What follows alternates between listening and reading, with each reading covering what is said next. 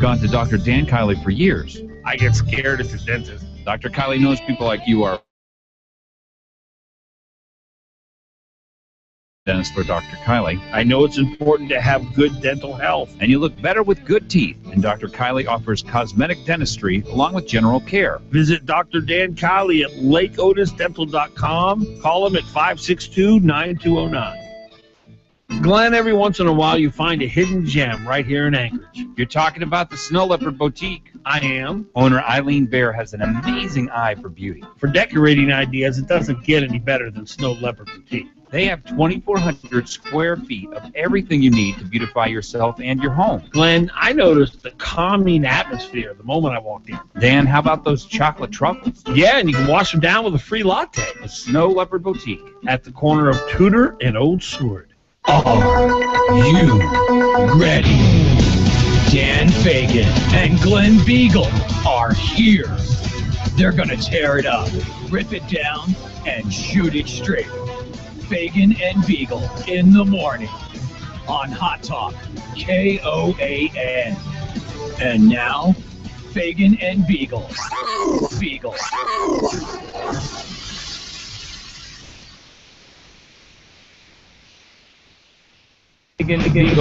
And Bonnie show. I think we have an echo here. That actually sounded pretty neat. That did. That could have been an effect. Did you do that on purpose, Brian? Never know. Yeah, I left your mic on for the camera. Brian, making things more interesting for sure. As we roll through the show, it's my pleasure to be here. Glen Biegel on this end of the microphone. You're listening to KON KVNT. Bonnie Cameron.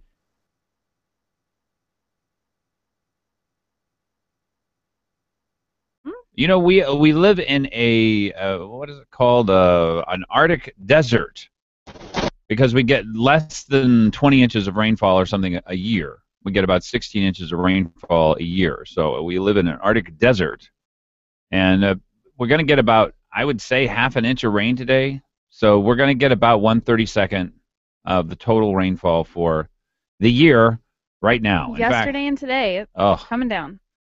Fair weather. Yeah, it must be fair time. Fair weather is foul weather. No, it's going to clear up for tomorrow for Buddy Day, though. I'm really looking forward to that. Oh, good. Oh, yeah. Now, you got out to the fair? No, I'm not. I think we're skipping out on it this year. Come on, you got to get out there. My mom's got 3 quilts in the fair. Oh, that's so nice. I love looking at quilts. Yeah, they actually kicked her out of the fair. I think she's probably one of the only people ever be literally kicked out of the fair. Why was she kicked out of the fair? She put 10 quilts in, and she got 10 first places, and they just kicked her out of the fair. They said you can't compete that anymore. Was it. You're too it was good. Like, forget it. It's over. There's no competition. This is not worth it. Doesn't make any sense. That's gotta feel good. Yeah, I gotta go check out the quilts for sure. I did win jelly one year. You Salmon did? berry raspberry. Yeah, I won like $8 for first place.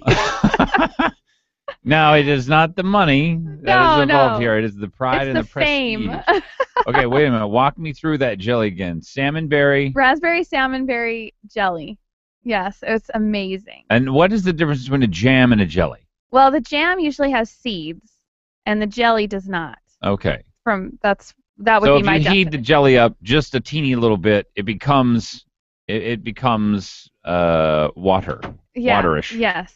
Watery. It's pretty good though. You know, if you make it right, it's not supposed to do that. All right. So salmon berry, raspberry. I don't think I've ever eaten anything with salmon berries in it. Is this normal? Salmon berries are amazing. They're like a very large raspberry.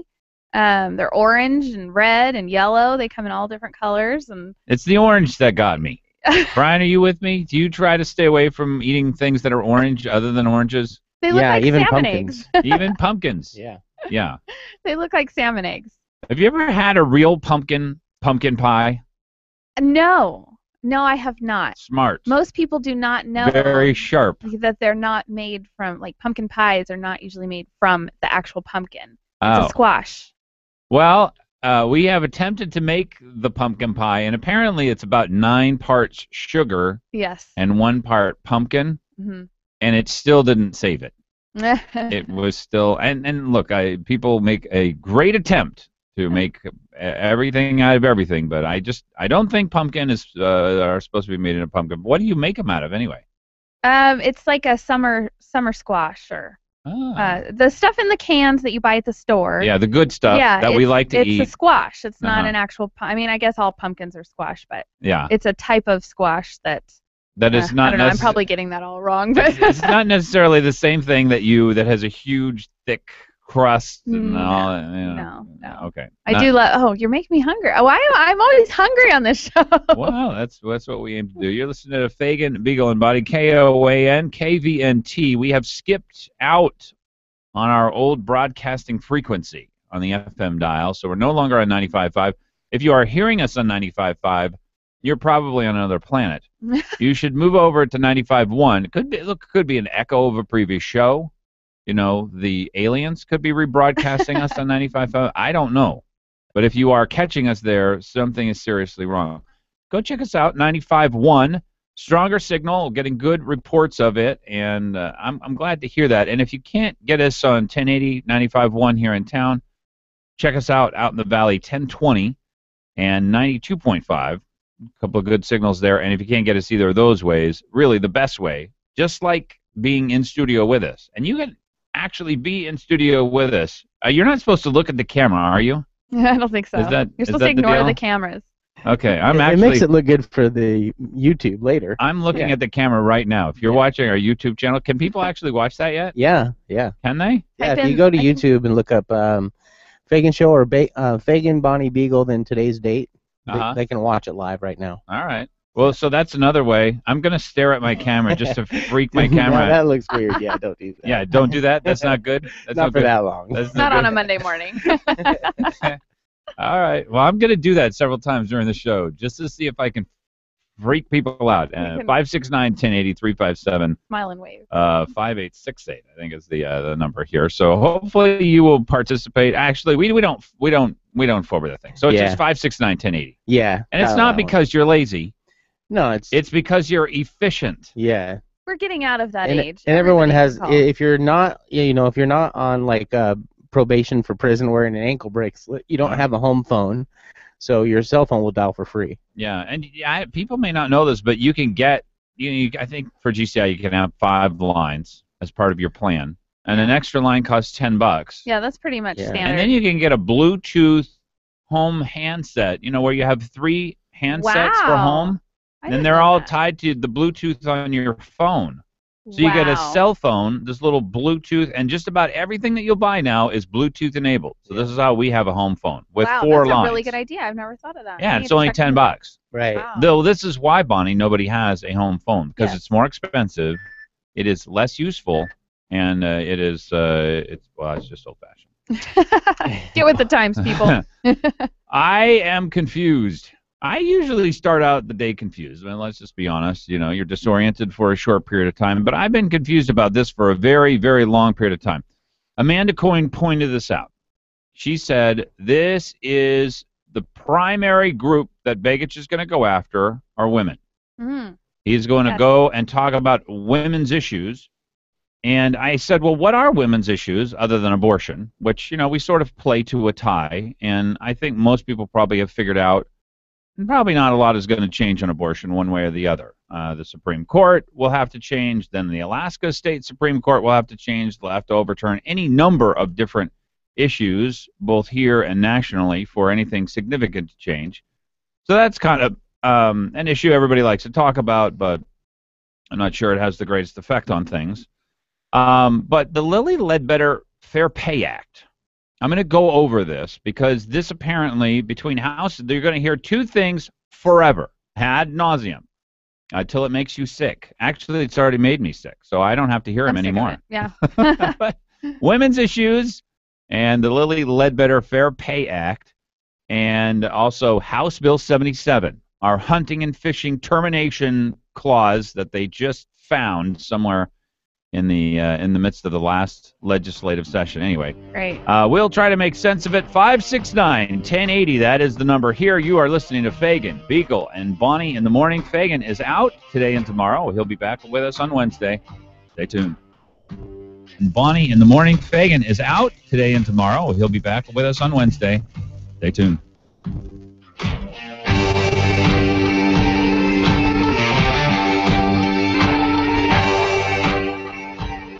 Hot Talk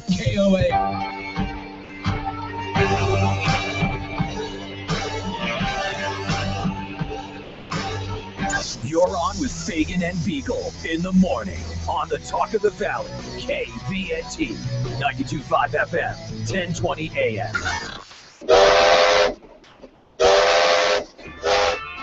The 2014 Blues Train departs Anchorage for Seward on Saturday, September 20th.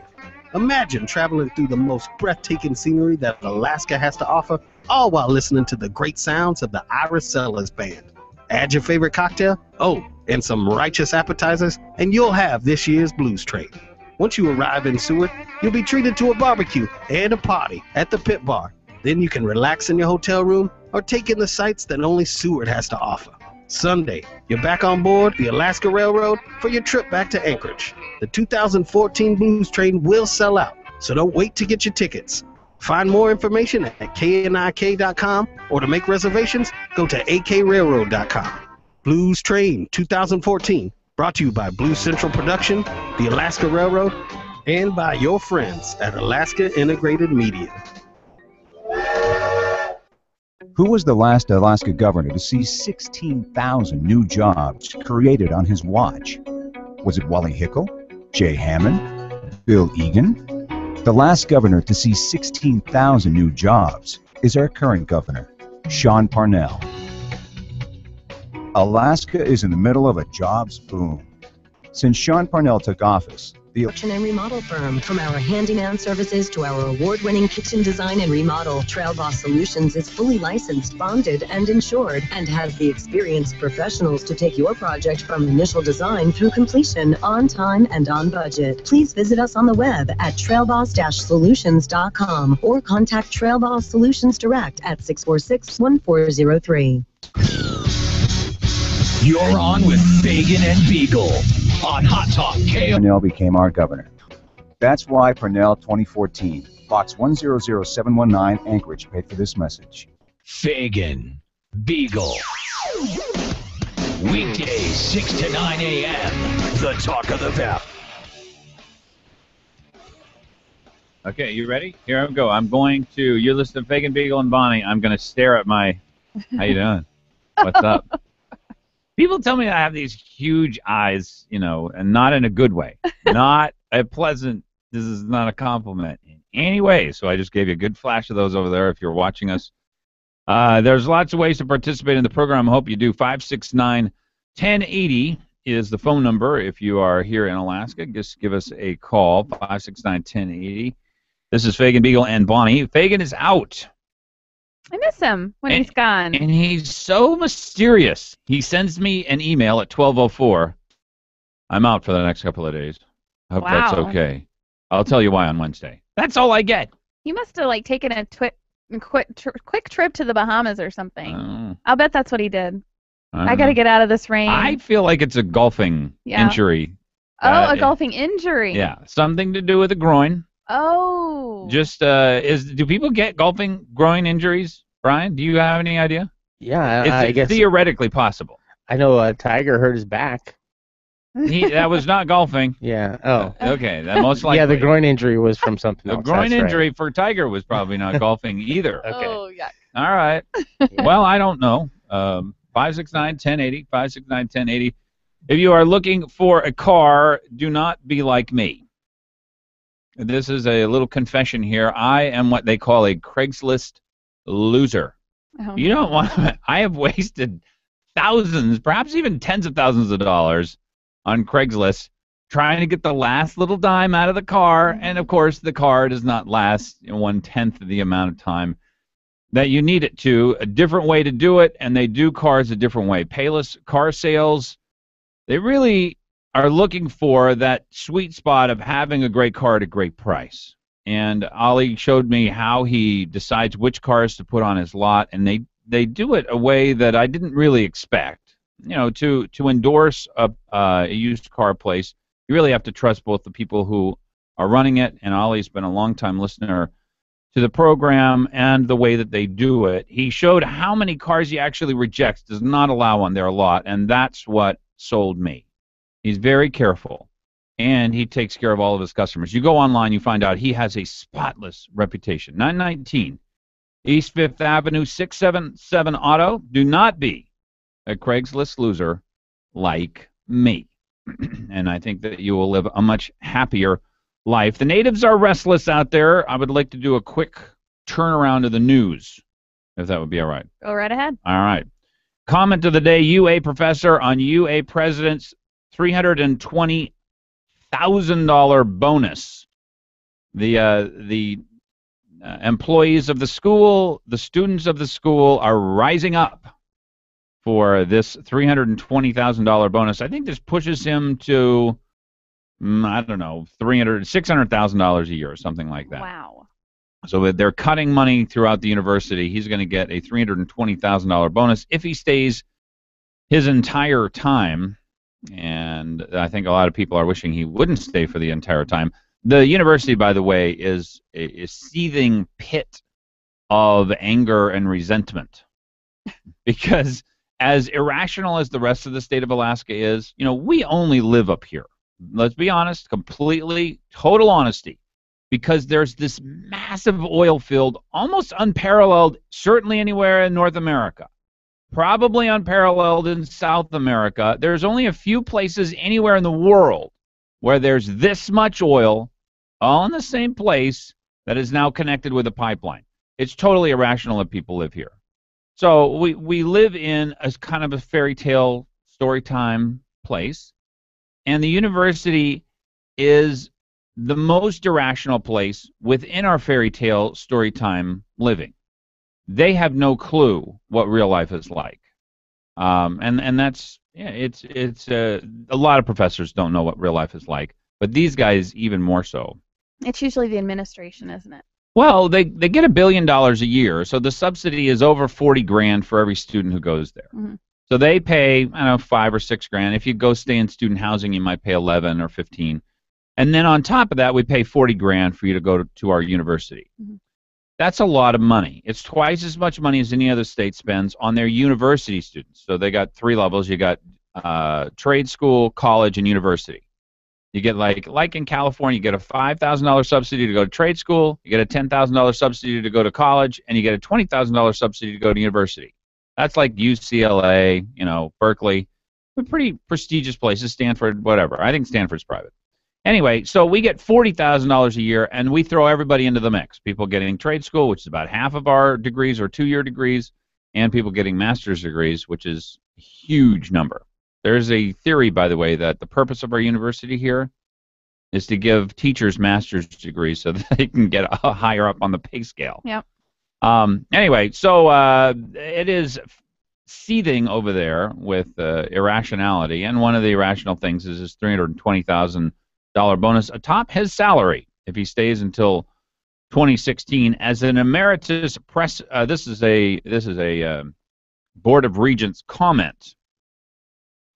And here is the comment. As an emeritus professor at the University of Alaska Fairbanks, who was awarded the Usability Service Award in 2009 and returned this award, all $10,000, to the University Foundation to support a student home for the honors program, I find it astoundingly ill-advised and indefensible from any personal or public perspective. When the university budget has been cut by $12 million, why on earth would the UA Board of Regents reward very modest administrative performance in this way? Isn't salary enough? Yikes. Anyway, so they're up in arms. If you have comments on that, love to hear them. 569-1080. And then they've got that new sports center, $40 million or something like that. Oh, is it up to 40? I thought it was 22, but hey, 22, 40. What's the difference? What's the difference between friends? We're a state that does not know what living within our means would be like. Right. I don't think. I do think, I think people who live within their means, I believe this with all my heart, and this is a conservative thing to say, so it's very suspect because it's self-serving. But I believe that people who live within their means are better people. Mm-hmm. In other words, us as a community, us as a state, us as a country, we would all be better if we lived within our means. For the first part, the obvious one, I think it's immoral to say to your children, look, I can't pay for this. I can't pay for my health care. I can't pay for my retirement. I want you to pay for it. And I realize it'll be harder for you to buy a house or a car, to have a family, to live where you want and how you want. But honestly, aren't I worth it? And that is a conversation that's very good to have within a family, because it doesn't happen. Mhm. You know, when grandparents live with children, with their grown children, they don't sit around and demand things and say, I kind of want you to go into debt because I'd like to take a trip. You know, and that's a very rare thing. True. You know, I know that you're going to have to put off buying this car, but seriously, what are you here for? You're here for me. So I think it's immoral and irrational to transfer debt to other generations. And some of our founding fathers even said the most dangerous thing that you can do in a republic is public debt. Yeah. Because it's really a war from one generation to another. So I'm going to go all defeatist here now. Okay. How do we change it around? Like, do you see it changing? Because sometimes I don't. I think Sure. it's just going to get worse and worse. I don't think people care anymore. Well, I have theorized this. I try to simplify things. And you're listening to Fagan, Biegel, and Bonnie. Fagan is out, so the inmates running the asylum, and who knows what's going to happen. And I am going to stare at the camera on occasion. So if you're checking us out on our broadcast, our Hangout, how do people go find that? Fagan, Biegel, and Bonnie? They go look for that. Or the Fagan Show. We'll do it. If you Okay. look up the Fagan All right. Show. So there's a couple of different ways to tune into us there. 569-1080 is the phone number. I've tried to simplify our political situation to exactly one or two questions. Who's going to stop us, and when are they going to do it? Mm. So we are currently, Greece wasn't, we don't allow Greece to print $1 trillion. If we did allow Greece to print $1 trillion, you know what Greece would do? It would ask if it could print $2 trillion. But we don't allow them to do that. And somebody will stop us from printing $1 trillion a year. I don't know who's going to do that. I suspect China and Russia. They've already started trading in their own currencies over there. But whoever does it, they're going to stop us at some point. And at that point, we are going to live within our means because we'll be forced to. Mm-hmm. And that'll be good. That'll be very appropriate. And I look forward to that. So I believe that it will happen. It has to happen. I don't know how you can live outside of your means for a long period of time. Let me go back to the Lilly Ledbetter Act. This Sure. is a huge deal, by the way, Mm-hmm. right? How come Dan Sullivan does not want women to be paid the same amount? I just think it's funny that Mark Begich, a man, is going to focus on women's issues. This was the first bill that they passed. Yeah. They have been plotting this storyline for a long period of time. Mm-hmm. But I mean, I'm honestly asking a question. Why doesn't Dan Sullivan want women to be paid the same as men? This is the question that's asked all around. Yeah, he's just one of those evil Republicans. Just one of those guys. Now, here's my response to this, because this is a drumbeat. This will occur 1,000 times. This one from Valerie M. Therian up in Fairbanks in the News Miner. And so here's my response. Equal pay is already the law. It is illegal to discriminate based on sex for pay, employment, retention, or any other factor. You cannot take someone's sex into account when you make employment decisions, when you make pay decisions. Period. Period. End of story. That is the law. If you find a case where you have been wronged by your employer, where they're paying somebody, they offer to hire two people. They hired two people. You had the same qualifications as the man they hired. You're going to do the same job that the man's going to do, and you are paid a different wage. That is absolute evidence that they have discriminated against you. You need to go to a lawyer. You don't need the Lilly Ledbetter Act. You don't need any act. It is part of our Constitution, and you're not allowed to discriminate based on any of those factors. You're listening to the Fagan, Biegel, and Bonnie Show. We'll continue with this. I don't get it. There's something I'm missing here. Stay tuned. Listening to the Fagan, Biegel, and Bonnie Show. We'll continue with this. I don't get it. There's something I'm missing here. Stay tuned.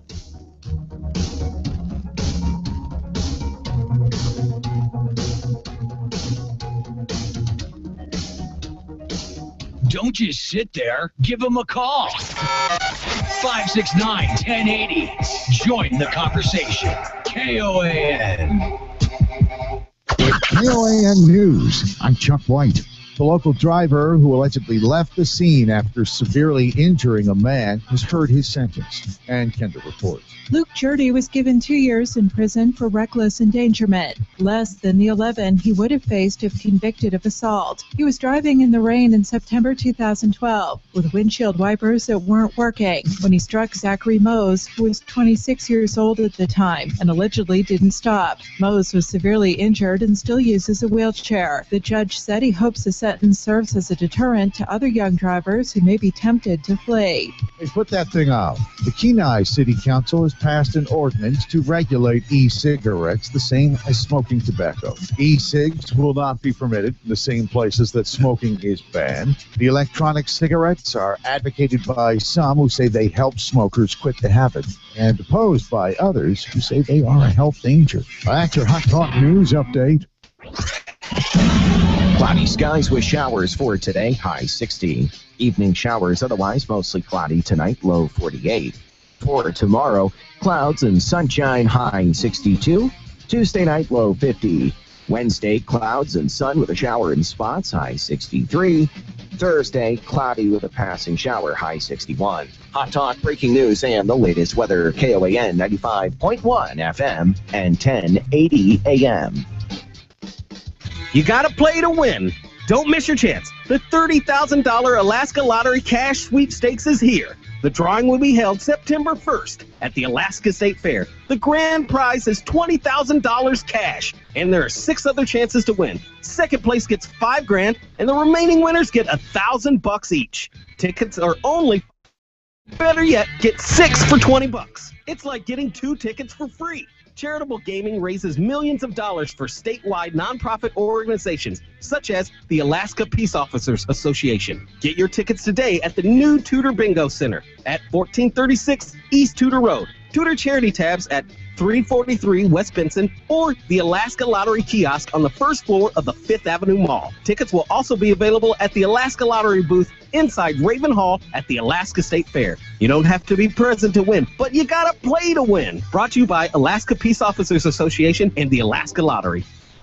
When Alaska hunters get their moose or caribou, deer or sheep, they face a number of choices. The smart ones bring their meat to Herb Ekman at Alaska Sausage. We have been processing game for Alaskans since 1963. I am very proud of the products we make. Alaska Sausage makes wonderful breakfast sausage, Polish sausage, summer sausage, and the old favorites, moose-aroni and wieners, plus their famous hunter sticks, pepper sticks, or teriyaki sticks. And each month we have some great specials like our classic pastrami. Our specials are always very popular. And a superior product starts with superior meat. That's why Alaska Sausage only accepts good, clean game meat that has been well cared for before it gets to us. You know, there's a lot of hard work involved in bringing back your moose or caribou or sheep, a lot of hard work. So it only makes sense to take it where you'll get the best sausage and meat. Alaska Sausage, near the corner of Arctic and Benson. And our Valley customers can drop their clean boneless meat at Smoked Alaska Seafoods, where Alaska Sausage will pick it up and complete your order. Just tell them Herb sent you. Do you own your own business? Are you thinking about starting one? Are you an employee who wants to get the job done the right way and move up the corporate ladder? Well, this is the show for you. Innovation, technology, and professional business advice you can use. Listen to Getting Down to Business with David Weatherholt on Hot Talk KOAN 95.5 FM and 1080 AM every Saturday from 8 a.m. to 10 a.m. Your small business resource with advice you can use. Did you know that one of the state's premier medical facilities is located right in the heart of South Anchorage?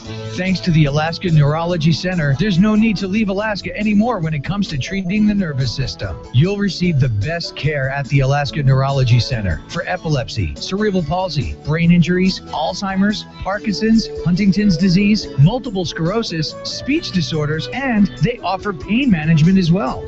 And if you're having trouble sleeping at night, the Alaska Neurology Center has the best sleep disorder experts in the state. They also have the most sophisticated MRI imaging technology in Alaska.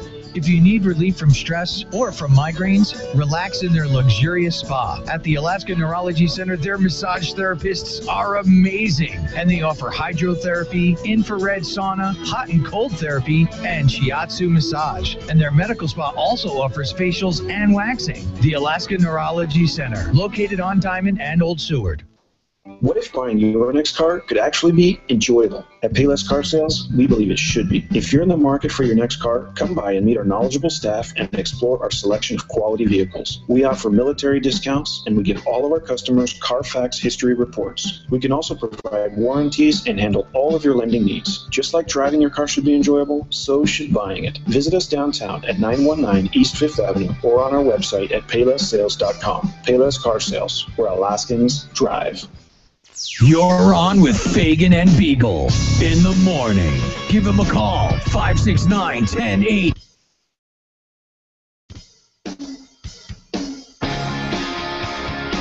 Fagan, Biegel, and Bonnie in the morning. This is KOAN and KVNT. If you want to give us a call, 569-1080 is the number. And I wanted to give you a few pieces of news from around the country. Before I do that, let me tell you about Alaska Neurology Center. If your family has been beset by one of the neurological conditions, and a lot of people have these things like headache problems, if you get a migraine, and sometimes people don't get these very often, and sometimes they have to live with them all the time. But if you are looking for a place to go that can take care of you, they have a walk-in migraine clinic at Alaska Neurology Center. It is truly the best, most advanced center in Alaska for neurological conditions, and it's a one-stop shop for everything. Sleep problems, in addition to some of the harder things that are thrown at us and our family, is epilepsy, cerebral palsy, and those kinds of things. So I hope that you will give them a call. Go check them out. You're probably not going to go someplace you've never been. So if these problems, if neurological conditions and disorders are part of your family, then a great thing to do is just to spend 5 or 10 minutes, go down to Alaska Neurology Center. That they're at the old Borders Books and Music building. They've transformed it into a modern healthcare facility, 565-6000, and go check them out. I think it'll be a big help to you. A few things from around the country. Have you been following, Bonnie, Cameron is in studio with me, have you been following the Ferguson, the police shooting, Michael Brown? Yes, I have been paying attention to that and was pretty upset at first with the whole militarization aspect of the the local police. But I think it's just going on and on. Even the family is saying, "Give us some peace today." Well, I don't think that the family would be saying that if they thought they had a strong case anymore. So it turns out that the police officer was assaulted by Michael Brown in his car. And as far as I can tell the order of events, the police officer tells Michael Brown and whoever the criminal was that was with him to get off the street. They had just stolen, I think 15 minutes before, or maybe even 5 minutes before, some things from a store, and that turned into a felony. And so he told him to get off the street in very colorful tones, by the way, using the F word to tell him to get off the street. And then he moves on, realizes that he meets the description, comes back, and opens the door near Michael Brown. Michael Brown pushes the door closed again, goes through the cop's window, assaults the car, actually broke bones in his face. And that has been confirmed at this point. Has it confirmed that a round was fired in the car? Well, that's everything that I've heard points to that Michael Brown went for his gun or stopped him from pulling his gun. Maybe that was really more along the lines of what happened and prevented himself from being shot right then and there. And then so they start running down the street. The cop gets out, and it's funny because I work with an ex-policeman, and he said, if you have been assaulted and you're about to black out, you really have to defend yourself with whatever force is necessary at that point. You kind of make snap decisions. Because there were a couple of questions that remain. What was Michael Brown doing? Did he stop, turn and put his hands up, and wait? Right? Did he freeze with his hands up? That's what all the protesters originally were saying. They're not saying that anymore. Because now they know that Michael Brown was headed back toward the policeman, probably at a high rate of speed. And he's a big guy. He's a big guy, 300 pounds, and he's already broken bones in the guy's face, and he probably is on his way to passing out, or at least losing some of his sight as his eye sockets fill up with fluid. So So we don't, what they originally were rioting about, and I, look, if somebody kills someone else and they don't have to, and it's in cold blood, there's no question that's murder. There's just no question about it. So as the facts came out, though, my opinion of it sort of changed to, it sounds like this is justifiable homicide. If Michael Brown did break bones in the guy's face, and he did, if he did assault the policeman in the car and he was coming back at the policeman. It's more like justifiable self-defense. Justifiable self-defense, I guess, yeah. Stand your ground. Yeah. Yeah. Well, and police in that sense, they don't have to retreat. The average person would retreat from that situation. But if you were about to black out and you'd already been assaulted by him, then you wouldn't have to retreat. I mean, my question at this point is, if that's not considered self-defense, then what is? At what point do we say, okay, a police officer can defend himself, and that's okay? Yeah. I don't see why he were even considering charging him. Well, you would always consider charging someone, because if there's any question as to what happened and there is any difference in the evidence or eyewitnesses, and I would say there's plenty of differences in eyewitnesses' testimony at this point, then you adjudicate that through the courts, and it's up to a jury to decide. So you send it to a grand jury, they decide if there is a predominance of the evidence that points to the possibility that there was some violation. And then you send it to a jury to determine what the truth of things are. That's a jury's job. So anyone want to go sign up for the next academy? Go right ahead. I don't see how they get anybody to want that job anymore. Yeah, and this is becoming more and more of an issue as they polarize. I read a statistic that said 10% of Americans believe that we're better off racially since Obama got elected. I would imagine that 100% of people would have thought we would have been better off since Obama got elected. But it turns out, in my view, and I realize this is a harsh thing to say, he's a race hustler just like everybody else. And so is Eric Holder. We're, I think, more divided. Oh, by far. Yeah. Yeah, we're much more divided.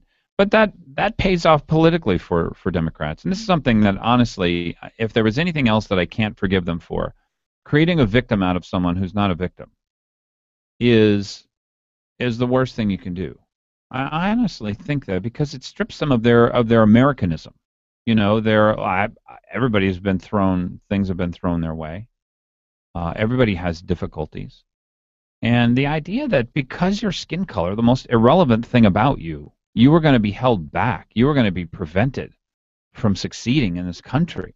What a lie. What a horrible thing. And so I can never forgive the Democrats. Now, and the Democrats were the original racists too. The KKK was a Democrat organization. The South, the Solid South, there were Democrats who led it. As soon as it became Republican, we banished racism from it. We won't put up with it. And I wish that story would get out, but I realize that a lot of people just don't believe it. That if you're not willing to do special preferences for people, that you're not on their side. Well, don't you think everybody wants the victim status? No, Americans in some way, should not want a victim status. I think there are some people who are comfortable with victim status. Yeah. Well, I think this is the draw of movies and of shows these days, even soap operas, which basically you just marinated in misery, someone else's misery for a long period of time, and as a result, you sort of said, well, see, I don't have it that bad, or gosh, that was really miserable. Now I'm going to go back to my regular life. There's something about misery that does draw people to it. I see it in my kids. My 13-year-old, he loves being a victim. Oh, does he? I mean, I just think sometimes it's in us. They want to be the victim. Fagan, Biegel, and Bonnie in the mornings. KOAN and KVNT 569 1080 569 1080 is the number. Quick shots of the news still coming up. Cherise Millette will be with us a little later in the program, as well as Mary Ann Pease. Stay tuned. Fagan, Biegel, and Bonnie continue. A little later in the program, as well as Mary Ann Pease. Stay tuned. Fagan, Biegel, and Bonnie continue.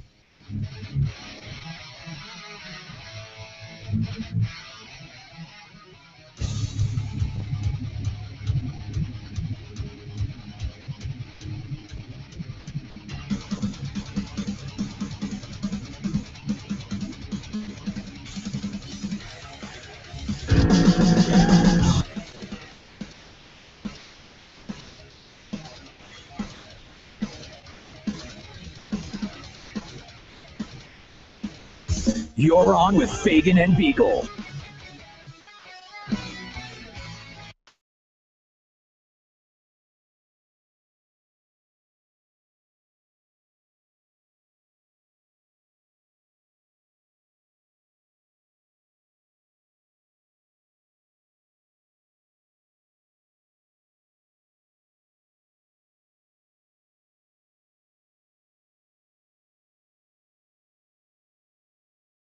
$1 billion deficit. Parnell's turned down funding for Another Medicaid. lawsuit to force cuts to education and budget deficit. Pebble Mine, the Parnell payoff, school vouchers. Lawsuit. Sean Parnell has driven Alaska off course, but our spirit remains strong. It's here, it surrounds us, and it lives in Byron Malott. Commercial fisherman, pilot, business leader, director of the Permanent Fund. Byron Malott's life experience is woven throughout the tapestry of Alaska. Everything he's done by bringing people to the table. He listens, then he gets results. He believes government should respect our personal choices and provide increased opportunity for everyone. Byron Malott has the experience to guide us back to what matters most, working together for the good of all Alaskans. A land like no other deserves a leader like no other. Byron Malott, Governor. Hey, if you think all you need to know about beer is how to pop the top off the can, go to worldclassbeer.com. There's a whole world of beer out there, and worldclassbeer.com can help you navigate it. Learn the difference between an ale and a lager at Beer U. Get descriptions of all the craft beers and learn why they're so different. And when you see one you'd like to try, the Beer Spy Locator can direct you to the closest store. Worldclassbeer.com, designed to help you get closer to your beer. Brought to you by the Odom Corporation. Always drink responsibly. Hot Talk KOAN, man. You're on with Fagan and Biegel. Fair and find your own piece of Alaska. Johnson Investments, building memories for 45 years. Fagan and Biegel. Weekday mornings from 6 to 9 a.m. on the Talk of the Valley, KVNT. 569-1080, Fagan, Biegel, and Bonnie in the morning is going on here. I'd love to hear from you. 569-1080. We have 3 things to vote for. Actually, 4 things here in Anchorage, because there'll be the Anchorage Ordinance 37, which again, it can go one of 2 ways. I think it's going to be a huge turnout here in Anchorage for this election. This will be the most expensive race we have ever seen in our state's history. And as a result, plus I think there's a lot of other things to vote for. Marijuana, minimum wage, and the anti-pebble mine or anti-mining initiative, anti-public process initiative, I guess is another way to put it. And just on its face, are you voting no on all? I believe so. Yeah. I don't know. I haven't heard much about the anti-mining. Well, what that does is it adds, so the marijuana one is to legalize marijuana and allow it to be commercialized in the state of Alaska. I don't mind it being legal, but I don't like the idea of it being commercialized. And I guess maybe that is an untenable position. I really haven't been confronted by somebody who tells me that you can't hold that position. So what I've heard is, and by the way, and most people probably don't know this because they're thinking federally versus statewide, there are 7 people in jail because of marijuana. Mm-hmm. 7. Yeah. Not 700 or 7,000, not 7 per day, not 700 per day, 7. And that's with the law as it stands now. Because we have very lax, it's already legal in the state of Alaska. Personal consumption is legal from a case, I think, back in 1973 or 1974, something like that, here in the state of Alaska. Maybe it was a little later than that. I don't remember. But we already have legalized marijuana in the state of Alaska. The question is how much you can have, can you transport it, can you grow it, how much can you grow, and can it be sold in other types of forms? And it's kind of the other types of forms that got me up in a little worried, A. And B, if you want to recriminalize it or go dry marijuana-wise, you have to pass some other law. And those 2 things are kind of have me on the fence. You're welcome to call me up and tell me about marijuana. It's 569-1080. And this is part of my libertarianizing myself. Which is funny because I don't think you're even close. Yeah. Look, I've never smoked marijuana. I think people are foolish who do it, but I do think that it's no worse than alcohol. Mhm. And that kids these days are, they've changed their mind on this, and society is changing its mind on it too. Well, they're just wanting to tax it now, right? Yeah, they That's- want to tax it, regulate it, Mhm. and sell as much as they can. I think that if we allowed Colorado to work, I think we would see that some of the effects there are pretty negative. Mhm. What I've heard is that the number of accidents involving marijuana has basically doubled, gone from about 5.9%, now it's about 12.5%. Because as much as you want to have privacy in your home, it does eventually reflect and spill out onto the streets and then impact my liberty.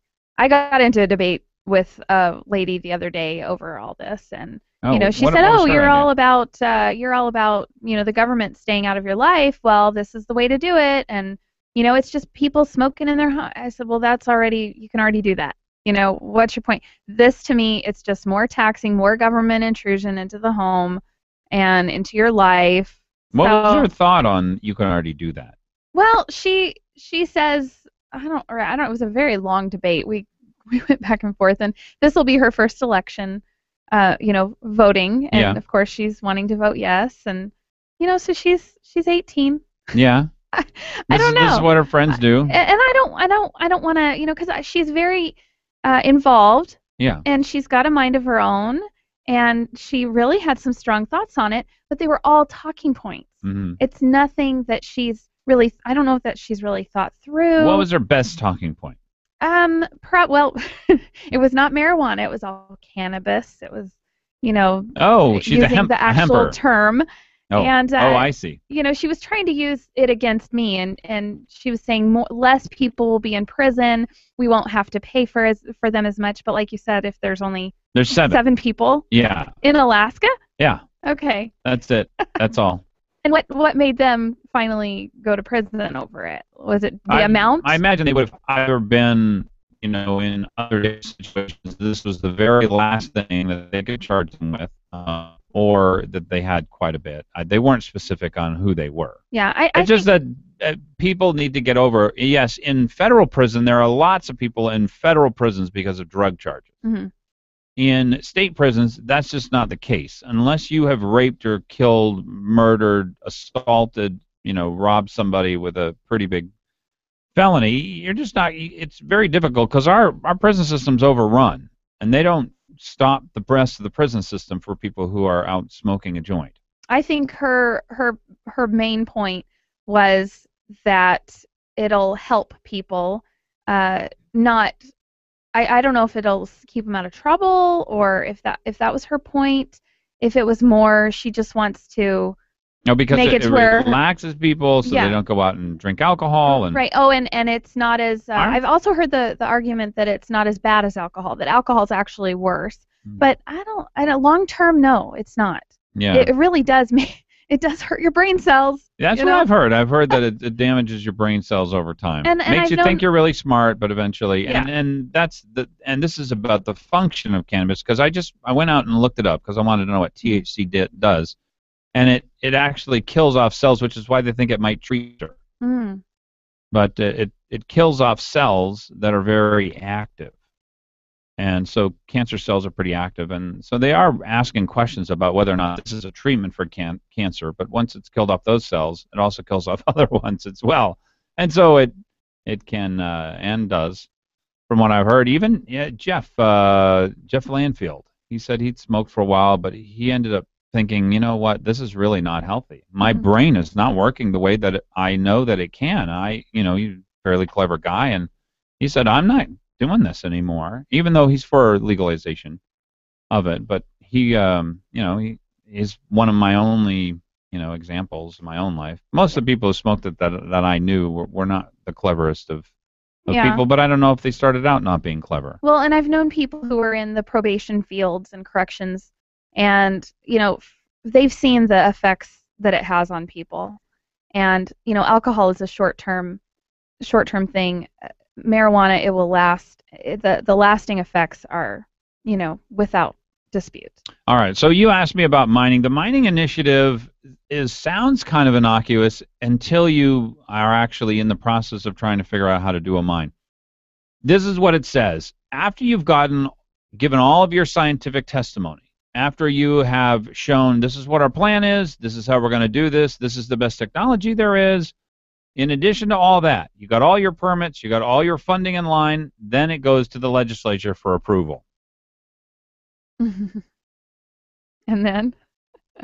And so then it goes to the legislature for approval, and that. So we're taking. This is what's so funny, is we used to have the argument that we want good science to guide our mining, our fishing, all of our processes, and then people decided for whatever reason they just don't trust the state. And I've heard arguments from the environmental firms that they don't turn down mining permits, they don't turn down development permits. And the reason they don't turn them down is because there's no part of the process that says we reject this. It is you can't do this unless you X. Mm-hmm. This is not allowed unless you, because mostly people don't ask for things that are illegal. Mm-hmm. You know what I mean? That's really what, and so that's part of that statistic, which has a lot of people convinced that the state can't be trusted for mining. That basically you put a permit in, and the state goes, "Oh, you want to kill 1 billion fish? Okay. Go ahead. Sounds good." So then we wait for the federal government to come in and tell us no. But, the federal government, so they've decided, and what environmentalists are looking for is a no from whatever level they can get it. Mm-hmm. They don't care about the several states. They don't care about whether or not we're using good technology. They don't care whether or not Red Dog Mine has shown that mining and fishing are very compatible and can actually increase salmon habitat. Mm-hmm. And I don't really know what anybody's response to that is, by the way. When I bring up arguments, I try to bring up the best argument I have. Things for which I don't believe I've ever been given a response that I go, oh, that's true. Now, there is the Mount Polley mine, by the way, in British Columbia, that gave way. And it looks like a really stupid mining or a tailings pond containment system. Well, but that's in Canada. Do people not see that? That they have different regulations than we do? They have different regulations, that's for sure. But it does bring into question whether or not tailings ponds are the right thing to do and how they work. I will let people know, though, that the water inside the tailings pond was drinkable, the water outside the tailings pond was drinkable, and so this is not really. And this is the other part of that I've never really gotten an answer to. People think that tailings ponds are just filled with toxic waste like they are in Eastern Europe. Right. Which they are. They're filled with toxic waste in Eastern Europe. But they're practically drinkable. Yeah, but over here, that's not the way we do things. So this, quote, environmental disaster, I'm not sure that it was, but I'm still keeping an open mind. I want to know more about it. Love to hear from you. 569-1080, Fagan, Biegel, and Bonnie in the morning. We'll talk to you more news coming up. The 3 different initiatives will be on the docket. Stay tuned. The 3 different initiatives will be on the docket. Stay tuned.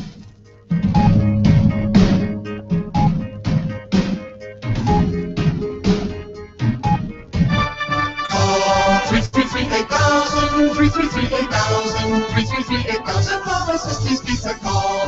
333-8000, 333-8000, 333-8000 Sicily's. It's that time of year again. It's back to school time at Sicily's. We know you're busy, especially when it's back to school time. So Sicily's created the back to school special. Buy any large pizza at the regular price, get an order of 10 chicken wings at half price. Let Sicily's do the cooking and driving while you check things off your back to school to-do list. Take a break. Order Sicily's back to school special. Just call 333-8000. That's 333-8000. Or order online at SicilysPizza.com. Best ingredients, best pizza, Sicily. Call 333-8000, 333-8000, call my Sicily's Pizza. Not just talk. Hot talk. KOAN, Anchorage. 95.1 FM, 1080 AM.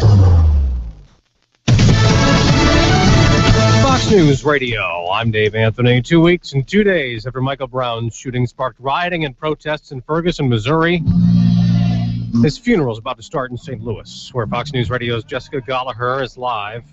Dave, hundreds of people here in St. Louis are streaming into the Friendly Temple Baptist Church with solemn faces as they prepare to say goodbye to 18-year-old Michael Brown, who was shot 6 times and killed by a white police officer.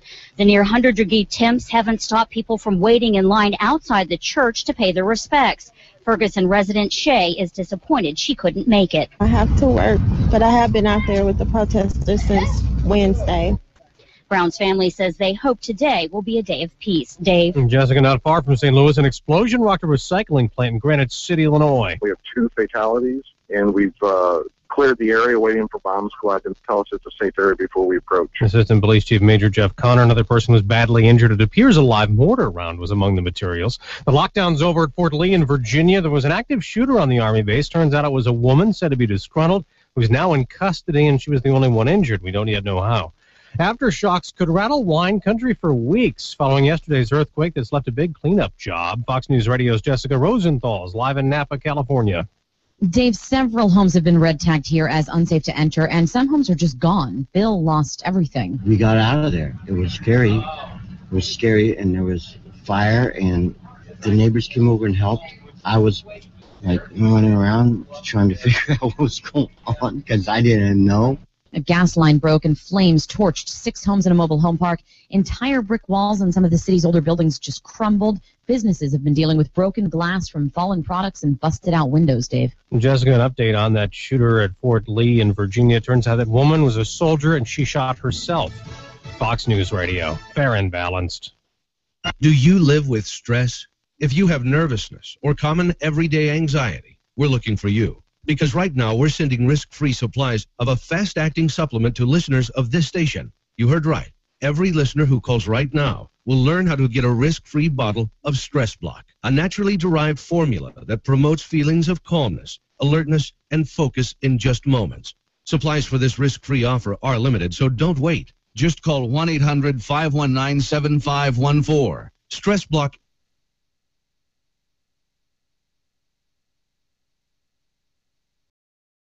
is guaranteed to begin fading like magic in just minutes. This special risk-free offer is for listeners of this station, but it won't last. Call us now for this exclusive Stress Block risk-free offer. Just call 1-800-519-7514. That's 1-800-519-7514. Call 1-800-519-7514. I remember going to the cabin and camping as a kid. Good times with family and friends. Barbecues, river trips, rides on dirt roads. It was awesome spending time in the real Alaska. You know, I've made sure that my kids will have these same great memories. How about you? What will your kids remember? Are you getting out and enjoying the real Alaska? Making those lasting family memories? You know how easy it is to own your own piece of Alaska? Imagine a quiet, private, gated, and secure recreational property just a short drive from Anchorage. One that has the stuff that memories are made of. You know, with over 45 years experience in the business, the Johnson family offers unmatched experience in providing recreational properties. But you don't have to take my word for it. Instead, stop by their booth at the fair and talk to one of the family. While you're there, make an appointment and let them show you around these absolutely pristine properties. And be sure to ask about their flexible owner financing. Johnson Investments. Find them at alaskalandandcabins.com, at the fair, or call them 561-2257. A ranger station. I'd like to report a bear hug. Okay. I put out my campfire and Smokey Bear hugged me. So you drowned the fire, you stirred it, drowned it again, and felt that it was cold? Uh-huh. Yeah, but he's just letting you know you did good. Bear hug from Smokey Bear. Status update. I'm going to let you go now. There are many ways to start a fire, but one sure way to put it out. Learn how you can do your part at SmokeyBear.com. Sponsored by the U.S. Forest Service Ad Council and your state forester. When I grew up, I want to be a pro basketball player. An elementary school teacher. No matter what dream you choose or where you are in life, Country Financial helps you and your family grow your own way. Or maybe a veterinarian. A mom, a doctor, and president of the United States. Maybe an astronaut or, an Olympic gymnast. You can grow your own way. We know some dreams take a little longer to achieve, which is why your local Country Financial representative offers helpful advice on everything. From auto and home insurance to financial planning, education to retirement, and business insurance too, so that you can continue to grow and dream. Or maybe an accountant, like my dad. For more information, visit countryfinancial.com or call 1-866-COUNTRY. Country Financial. Grow your own way. Why is A&A The Shop Alaska's independent Subaru specialist? How is it they've been voted the best shop in Anchorage not once but 6 times? Well, it's pretty simple. They offer the best warranty in the business. If they work on your Subaru, you're going to get a 3-year, 36,000-mile warranty on both parts and labor. That's unheard of. A&A The Shop deals exclusively with Subarus, and they also offer $35 oil changes. All their technicians are ASE certified. Call A&A The Shop for an appointment. 562-3919 in Anchorage and 696-2096 in Eagle River. You're on with Fagan and Biegel on Hot Talk KOAN and on Fagan, Biegel. Weekdays 6 to 9 a.m. The talk of the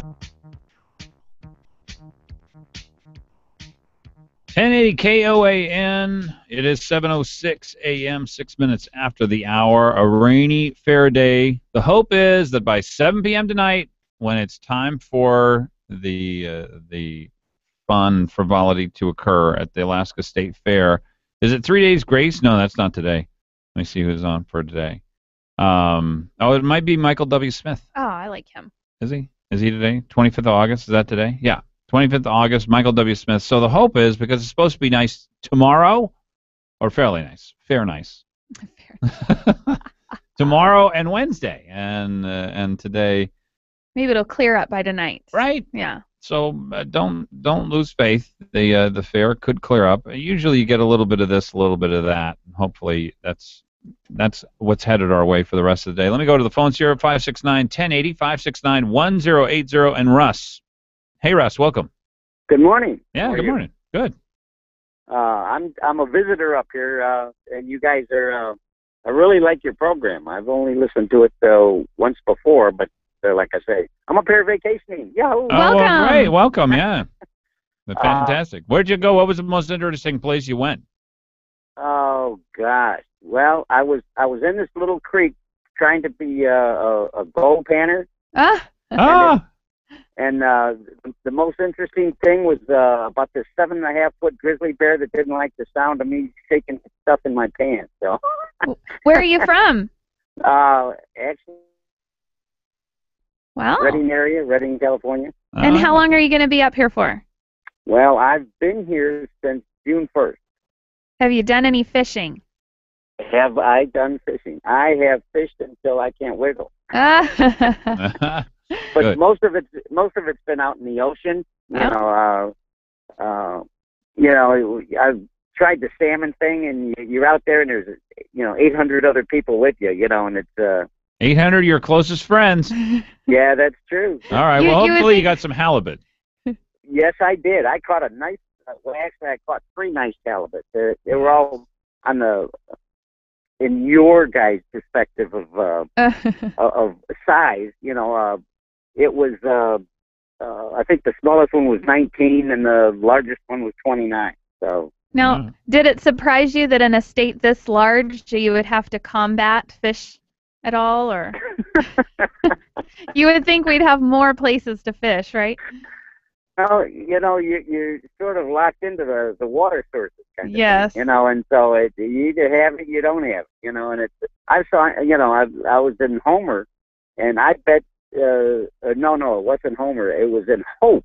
Oh, yes. Which is Pink. a real small community. I think they say there's 200 living there, and they must be counting some of them twice.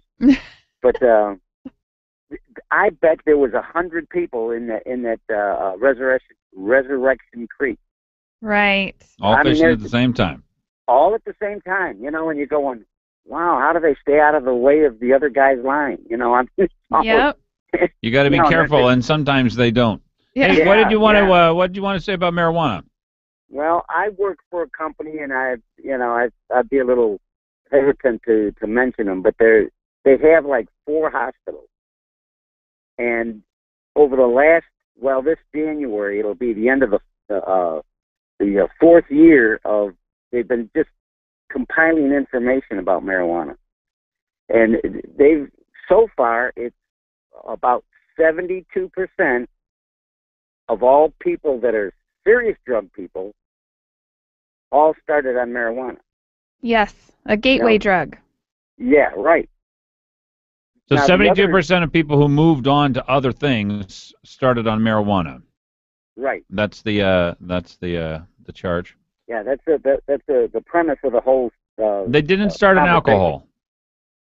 Well, I guess does that depend on whether you call alcohol a drug or not? Well, I believe it is. Yeah, me too. I think it's a point of saying, well, there's a little character flaw there, and you need that crutch. Yeah, and to let go. So what are they compiling anything else other than the gateway issue? Do they know the effects about this? Well, there's 28% that's unaccounted for. Mm-hmm. And out of that 28%, those are people that went directly to heavy drugs. Mm-hmm. They got involved with it, whether it was at parties or wherever. Mm-hmm. The people they were hanging with. But the other 20% were serious drug users from square one. Well, what should we do here on our, I know you're not a voter up here, but if you had a suggestion, what should we do on our marijuana initiative? Well, I think 72% go on to other things. I think that's something to really look at, because, we have such short-term information. You're looking at, people right now that are wanting to vote for it. Their information that they have might be a couple of years in longevity. Are we finding anything out from Colorado? They've legalized it. I think state of Washington has legalized it somewhat too. Yeah, Colorado and Washington. I think is that the only two, or is there another one? For some reason, I want to say there's another one, but Washington, I don't remember. D.C., I think, is thinking about it. Oh, yeah, that ought to be. You ever been to Washington, That'll make things a lot better. That's scary. That's a scary town. Yeah. Out drugs. Maybe they'd quit making so many laws if they were just a little bit more chill. Yeah. Well, we got the wrong people there. Well, Russ, I appreciate it, and if you do end up with summary information or whatever, why don't you get in touch with us? You can go out to danfagan.us and leave him a note. Sure. That the end result, supposedly this whole survey is going to be totally evaluated in January of 16. All right. Well, very good. Thank you for stop compiling information. Thank you for visiting Alaska. Yeah, welcome. Thank you. Are you going to get out to the fair? I'm a little allergic. I think I'd melt in the rain. Well, tomorrow and the next day are going to be really nice because we got to go out there then. Okay. All right. Thanks, Russ. Appreciate Bye-bye. it. Yeah, there's one thing that I don't know. I don't think is right. What he said was 72% of people who go on to other drugs start at marijuana. 28% of people who go to the harder drugs go directly there. Mm. So not 72% of people who use marijuana go on to use other drugs. You know the difference? You understand the difference? I think that I thought it sounded right. I think they all start with baby's milk. No, but I think that he's talking about, so your subset is drug users who are on harder drugs. Mm-hmm. How did they get there? They polled them and asked them what they started out with. What they started out with, and 72%. But not that 72% of marijuana users go on to use other drugs. He's talking about people who have gone on to use harder drugs. That 72% of those harder drug users started at marijuana. Right. You're listening to Fagan, Biegel, and Bonnie in the morning. Up and coming today, Marianne Pease and Charisse Millette. Love to hear from you as well. 569-1080, 714 a.m.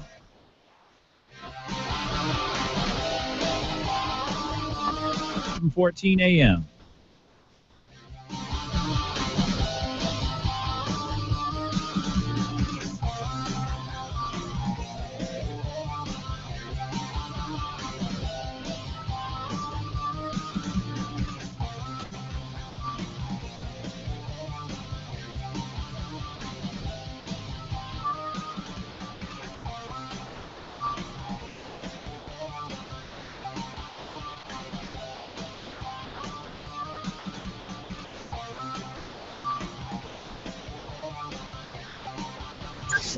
Create more side effects than solutions. Do you want more than 15 minutes with your doctor? If you answer yes to those questions, you should consider calling the Ellenberg Center for Natural Medicine. At our center, we take the time to listen and focus on finding the cause of your health problems. Whether you have a cold, high blood pressure, diabetes, or cancer, we can help. Call the Ellenberg Center for Natural Medicine at 563-2366 or visit us online at drellenberg.com. We can help. Who was the last Alaska governor to see 16,000 new jobs created on his watch? Was it Wally Hickel? Jay Hammond? Bill Egan? The last governor to see 16,000 new jobs is our current governor, Sean Parnell. Alaska is in the middle of a jobs boom. Since Sean Parnell took office, the Alaska economy has produced some 16,000 new jobs. And you can bet there are more jobs coming. Listen to Jim Huffman, president of a trucking company in Fairbanks. This year we are buying new trucks, hiring new people. I could put 20 truck drivers to work tomorrow if we could find them. I give the credit to Governor Parnell. Alaska's economy is back on track. 16,000 new Alaska jobs and Sean Parnell became our governor. That's why Parnell 2014, Box 100719, Anchorage, paid for this message. Hi, this is Dan DiBartolo, the Director for the Permanent Fund Dividend Division. Did you know that August 31st is the deadline for submitting required documents to the PFD office? It is also the cutoff for adding or changing voluntary contributions to the UA College Savings Program and Pay-Click-Give. Head to pfd.alaska.gov and click on the blue My PFD Info button to check your status or make contribution changes. This message sponsored by the Alaska Department of Revenue and aired by ABA and this station. You're on with Fagan and Biegel in the morning. Give him a call, 569-1080. Why Parnell 2014, Box 100719, Anchorage, paid for this message. You're on with Fagan and Biegel in the morning on the Talk of the Valley, KVN.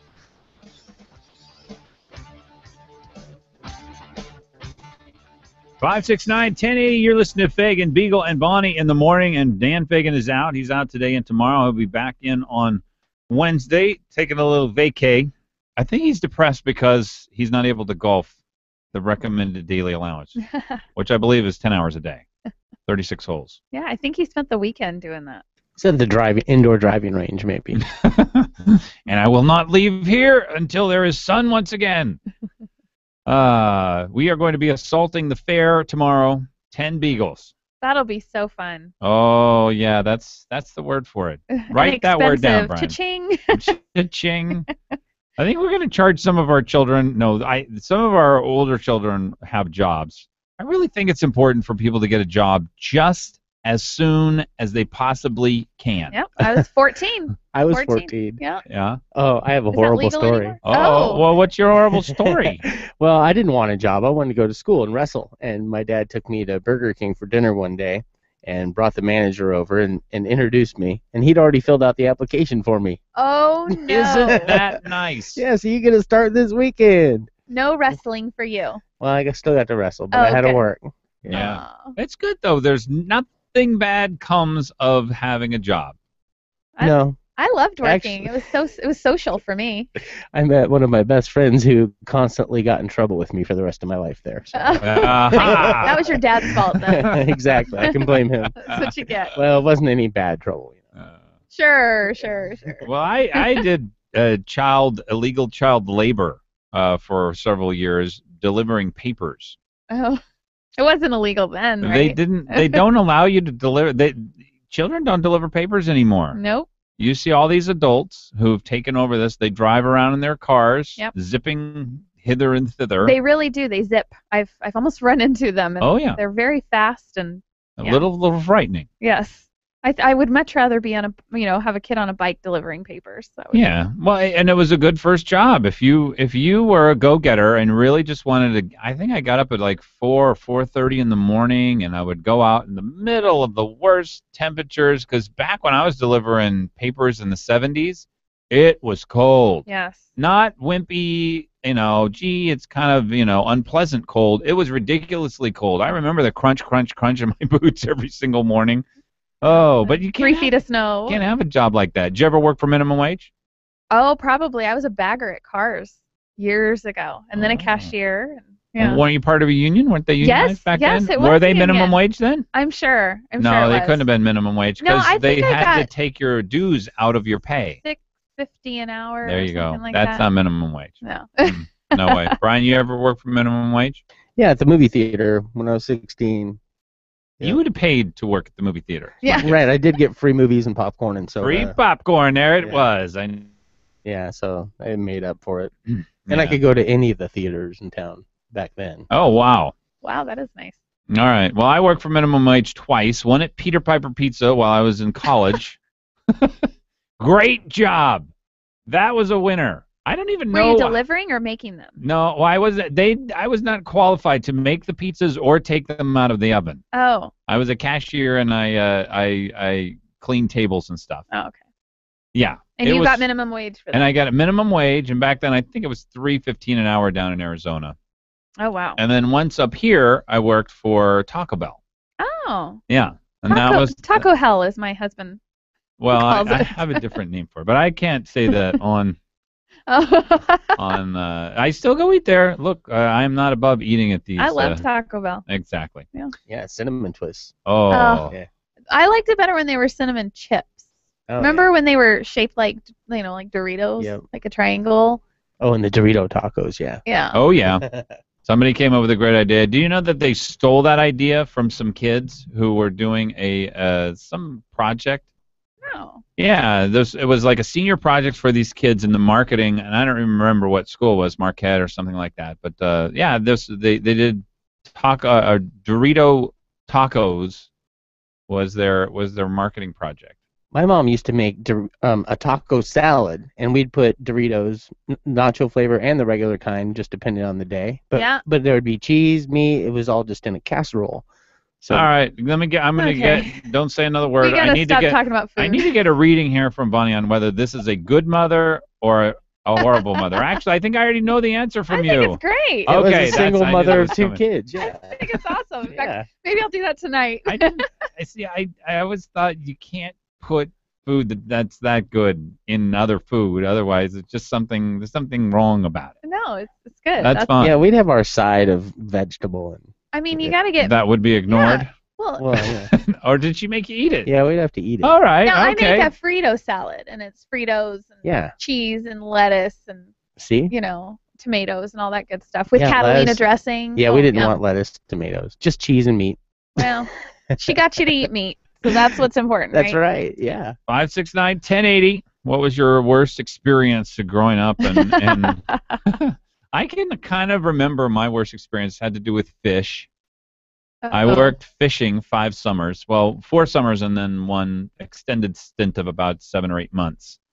And did fishing all over the state of Alaska. I got to fly here and there and did a lot of fish processing, every part of the line. But cleaning out one time, basically fish processing plants are very, very clean. You got to keep them clean. Sometimes, though, people did less or worser jobs of cleaning for the next crew. And sometimes you had a nice warm day where everything would just sort of simmer. Ew. Yeah. Stink. I haven't. I'm not a big salmon fan because I processed about 20 million pounds of it, and a couple of those times I just thought, there's something seriously wrong with the smell. Yeah, I don't know how you could get a smell this bad. They tell me that burnt popcorn smell is one of the worst smells on planet Earth, and I have to say I have topped that. Yeah, that's too much of a good thing. Not even close. Yeah. I used to work as a funeral director. No. Oh. Now, that would be that. Well, I don't know. So, are you morbid about things, or does that enter into it? Is it just a job? You're just doing your best, trying to help people feel comfortable? What's Yeah, the deal? actually, that was the strong point of, I was working with people, helping families get through it. That was the other part of the job, is a reality. You still have to take care of the other part of the family. Yeah. That doesn't have a say. So, yeah. Ew. You really have done everything. I know, just multi-talented. Yeah, that's true. Most interesting thing I've ever seen. I've seen more living creatures than you have. Oh. Do you know that? And same thing with you, Brian. I've seen more living creatures than anyone else. Well, most people. I'm sure there are people who have seen more than me. You mean because- like you worked at a zoo or something? No, I was on the Yukon River.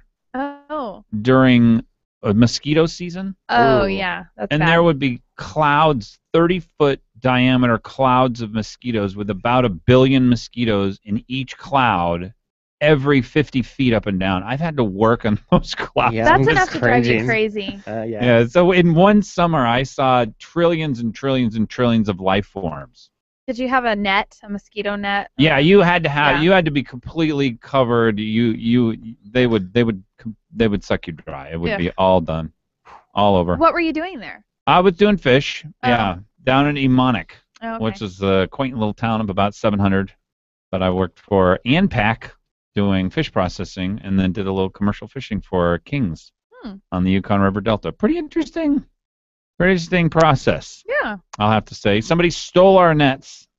Ooh. And I heard some new words that I had never heard up to that point. Yeah, they stole the guy had just bought all these new monofilament nets that are really good for catching kings and whatever else was in the river up there. And they left us with these old, terrible nets that couldn't catch anything. They were so big that the only kings they could catch were kings 50 pounds and over. Wow. So- And those are not cheap nets. Those are not cheap nets, so they'd already stolen, I don't know, $5,000 or $6,000 worth of stuff, and then we were facing a season because we couldn't replace them, Yeah. where we knew we weren't going to do very well. And yeah, I did hear words then I'll bet. that I learned some new ones. Probably Did not justified. know all those, and they were very justified. Yeah. The phone's 569-1080. 569-1080. Just about anything pretty much is on the docket here on the Fagan, Biegel, and Bonnie show. Kathy, welcome to the program. Hey. Hi. Well, I grew up here in Anchorage, but my parents we lived in a house up on Rabbit Creek, which was just a trail then. Mm-hmm. And Oh yeah, so it that was wasn't too long ago either for people No. who don't know. No, it was 69. And so my parents subsisted, hunted, and fished. It's really important for me, apparently. But I used to take moose and caribou tongue sandwiches to school. Yeah, I love it. Oh. And in Alaska, that's not, super big deal. But as I grew up and went other places, I found out that was pretty gross. Yeah. Yeah, that doesn't sound particularly appetizing. Can I make it a little less appetizing? I don't really know how to ask this in any pleasant way. But there are some tongues which are like long, like a dog's tongue. Yeah. And there aren't like parts in it. They're just muscle. Yeah. Or is this like there's bones and stuff in the tongue of the moose? No, Or there's caribou? no bones. No. Okay, no. all right. But So it's it's just amazing how big they are. Yes. Ooh. Yeah, you can get a lot of sandwiches out of a moose tongue. And my dad actually, he was really into eating and using every part of the animal at all times. And one year he decided that he wasn't going to throw away the moose nose. No. Yeah, He he ate. boiled it. That is true Rudolph. subsistence. He ate Rudolph's nose.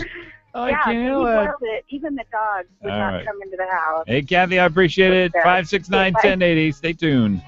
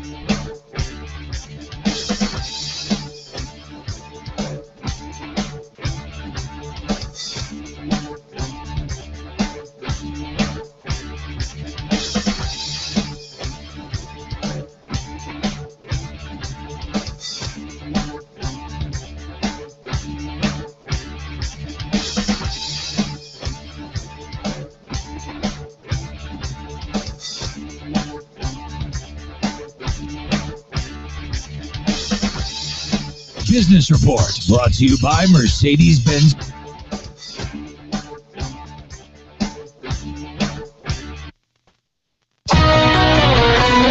From the Fox Business Network, stocks are kicking off the trading week with gains despite a weaker than expected report on the housing market. Sales of single-family homes fell to a 4-month low in July, missing expectations. At about 11 a.m. Eastern, the Dow Industrials are up 103 points. The latest gains come as the S&P 500 traded above the 2,000 mark for the first time. And shares of Burger King Worldwide and Tim Horton are sizzling after the hamburger chain confirmed it is in talks to buy the Canadian coffee and donut chain. The deal would create the world's third largest fast food company, and it would be based in Canada. And shares of ANN Inc. are also trading sharply higher. Engine Capital, an activist investor, is urging the women's apparel retailer to sell itself. It says the company could fetch as much as $2.5 billion. Engine Capital says if ANN doesn't move forward with a sale, each board member should buy back stock as a sign of confidence. With the Fox Business Report, I'm Jolene Kent. Where in the world does your family story begin? Find out for free this Labor Day weekend. Go to tryancestry.com to get free access to more than 1 billion newly released records from 67 countries, but only for a limited time. Anytime this Wednesday through Monday only. Search birth, marriage, migration, and death records from all over the world. Don't miss this opportunity to search absolutely free. Visit tryancestry.com. That's TRY Ancestry.com. Tryancestry.com.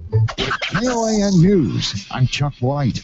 The local driver who allegedly left the scene after severely injuring a man has heard his sentence. And Kendra reports. Luke Jurdy was given 2 years in prison for reckless endangerment, less than the 11 he would have faced if convicted of assault. He was driving in the rain in September 2012 with windshield wipers that weren't working when he struck Zachary Mose, who was 26 years old at the time and allegedly didn't stop. Mose was severely injured and still uses a wheelchair. The judge said he hopes the sentence serves as a deterrent to other young drivers who may be tempted to flee. Hey, put that thing out. The Kenai City Council has passed an ordinance to regulate e-cigarettes the same as smoking tobacco. E-cigs will not be permitted in the same places that smoking is banned. The electronic cigarettes are advocated by some who say they help smokers quit the habit, and opposed by others who say they are a health danger. Back to Hot Talk News Update.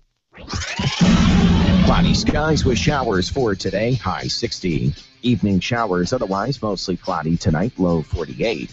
For tomorrow, clouds and sunshine, high 62. Tuesday night, low 50. Wednesday, clouds and sun with a shower in spots, high 63.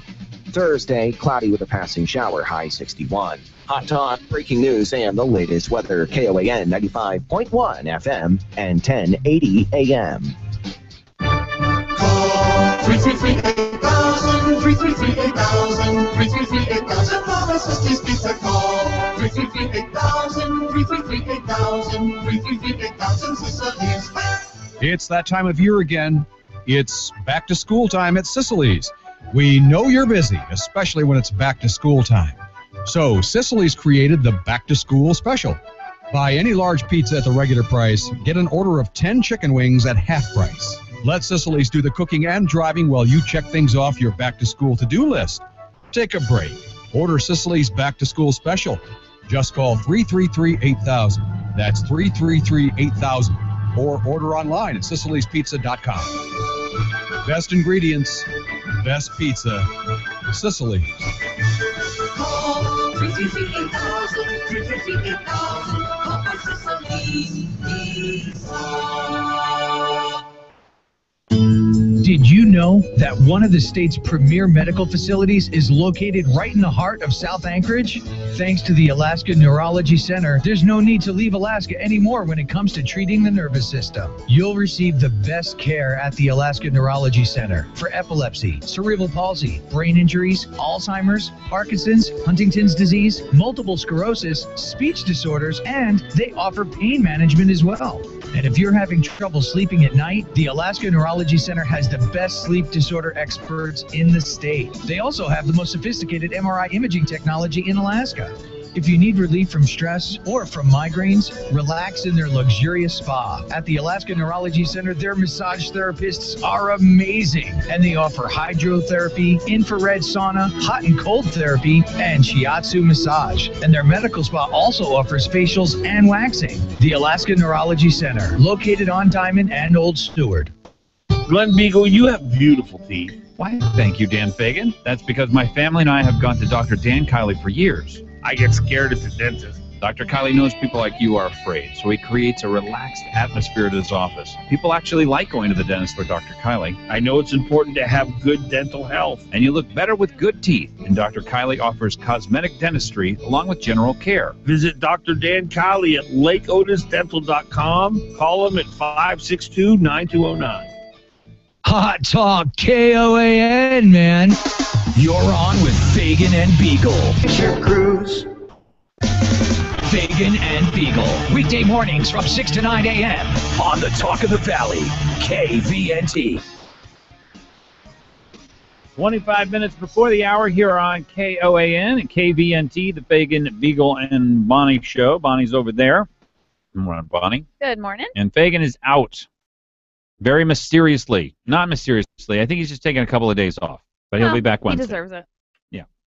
I guess we'll let him off. Sure, absolutely. Why not? we have no choice. So, Yeah. Of course, why not? I tell you about some good friends of mine who have helped me with any number of things. I had restless leg syndrome. I had problems in my lower back because my one leg was longer than the other, and I got custom orthotics that helped me out with that. But, of course, chiropractic and weight loss. So many different things they could do over at Chugach Chiropractic, 694-9224. We put up with so many things in our life.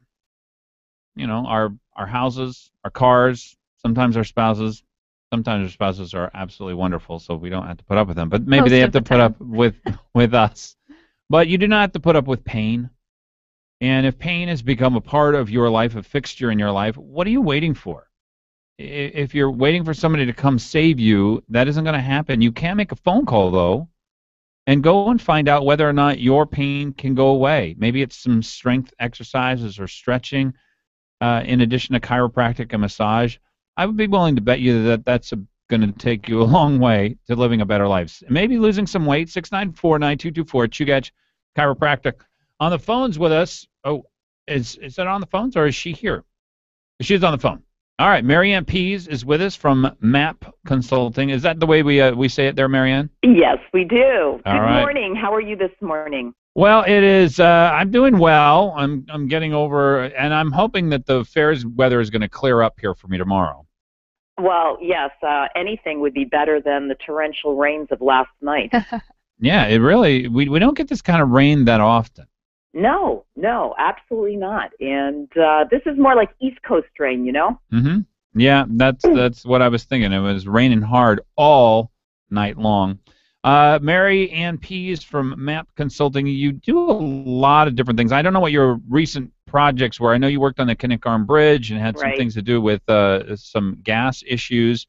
But I'm really looking forward to your thoughts on the Senate race and a lot of other things. So welcome aboard. Well, thank you very much. And I'm looking forward to sharing some thoughts on the Senate race. And mostly nowadays, as we catch up on some of the things I've been working on, they're all pretty much energy-centric. And I'm working with a great group from Japan. After the Fukushima earthquake, they decided to set their sights on Alaska and the huge, vast natural resources here and do a small-scale LNG facility for the exclusive export to Japan. So it's pretty exciting. So and that project is going, and that is sort of a parallel project to the larger gas line, or is that in conjunction with it? No, it's a completely separate project. It's one that would use excess supplies of cook inlet gas for the short term, and then eventually when the foothills and other gas becomes available and there's a connecting pipeline, the plant could be expanded. So complementary to any other projects, definitely not a competing project. It's a very small scale, 1 million ton, which is about the size of the existing ConocoPhillips plant. People have been shocked at how much gas there is in Cook Inlet, and apparently how easy it is to get, and that it took us we were running out of gas for about 15 or 20 years, it seems like. Now there's a gas glut almost. Well, a lot of things tend to feed into that machine. First of all, we have a very limited market. And it costs a lot to drill in Alaska. So we have the advantage of very nice and lucrative incentives for drilling, where even if you have a dry hole, the state is going to reimburse you somewhere between 40 to 65% of the cost. So that's one thing that I think has been a game changer. The other is the gas price. I mean, we are no longer, getting gas at what others look at as Henry Hub in the $3 range. The existing Hill Court contracts with the utilities are somewhere between $7 and $8. And at those prices, even a limited market is attractive. But now the biggest game changer is the discussions of export opportunities with Cook Inlet gas. And the independents look at us and say, listen, if you could get us an export facility that is an open access facility that we could put our gas into, we're going to continue exploration, we can guarantee, because not only will we be able to meet the in-state demand, but then we have that huge lucrative export opportunity for Asia. And so I think it's a real win-win for all. What it sounds like you're saying is we could get lower gas prices here if we have these anchor customers other places. Absolutely. It just makes sense. If you have a huge industrial load that's taking a percentage of it, it makes it easier to sell the limited quantities we need for the in-state market, and then, of course, have the huge export with the kind of the premium price that's demanded for spot cargoes or even longer-term contracts. Talking with Mary Ann Pease, MAP Consulting, and working on energy projects. Big turnaround, it seems like, for the large diameter gas line. It was a project that I thought had a chance back when Palin was talking about it if it was in state. Then they decided to go through Canada. I never believed in that project. I always figured that the environmentalists would stop us, or the First Peoples in Canada. Somehow we would get shut down there. So that project has been shut down mostly from shale finds down in the lower 48. Tell me, what in your mind was the turnaround? Was it the stewing at Point Thompson that now we have gas infrastructure and oil infrastructure all the way across the North Slope? We have gas fields that need to be produced. I mean, what is the big turnaround here? Well, I think the big turnaround here, you're absolutely right, by the way. The big turnaround is twofold. First of all, it's the 2011 Fukushima disaster that has this huge demand for LNG. Okay, the market is king, and the market is demanding additional quantities, much greater than anything we've seen before, and at prices that, I think get everyone's interest. So that's number one. Number two, I think in terms of an Alaska-centric project, Point Thompson certainly helps, and ExxonMobil is the operator there. And I think it definitely progresses any in-state pipeline forward. Don't get me wrong, though, Glenn. I mean, I think there are still huge challenges for the in-state pipeline. The larger scale pipeline, I should say. Well, what would they be? I'm thinking that The cost hurdle. The cost of $65 billion is what they're talking about. Is that really a realistic cost, by the way? I think we'll know more in the next 2 years after they do their pre-feed. But the price is extremely high, and you've got projects worldwide that are at tidewater. So you take away the cost of the pipeline, and all of a sudden you have much more competitive projects worldwide. We still have a lot of gas here, and I think that the cost of the pipeline, the $65 billion, adds something like, is it $3 per MCF, $3 per 1,000 cubic feet? Do you know? No, it doesn't. I'm not sure exactly, but they haven't shown the tariffs on the revised cost estimate yet. But, the original tariff that they looked at, mostly for that Canada-centric project was around $3. But we don't have the numbers on that yet, and we're pretty far from it. A range of 45 to 65 billion, which is what they're saying, is such a huge order of magnitude that you can't really even look at any cost estimates until they get done with the feed. Does the states offer, we're going to continue with this because we've got some important issues to discuss, the Kinnick Bridge, the energy projects. Mary Ann Pease, MAP Consulting, is with us. Fagan, Biegel, and Bonnie in the mornings, 569-1080 if you have a question for Mary Ann Pease. Stay tuned. This Fagan, Biegel, and Bonnie in the mornings, 569-1080 if you have a question for Mary Ann Pease. Stay tuned.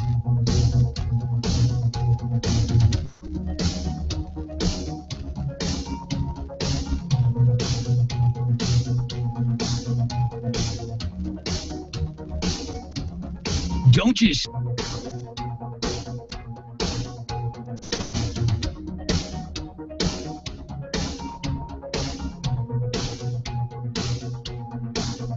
You're on with Fagan and Biegel on the Talk of the Valley, KVNT, and online at 10. Bratwurst, pastrami, Polish hot dog. Our specials are always very popular, and I believe you're really going to love these.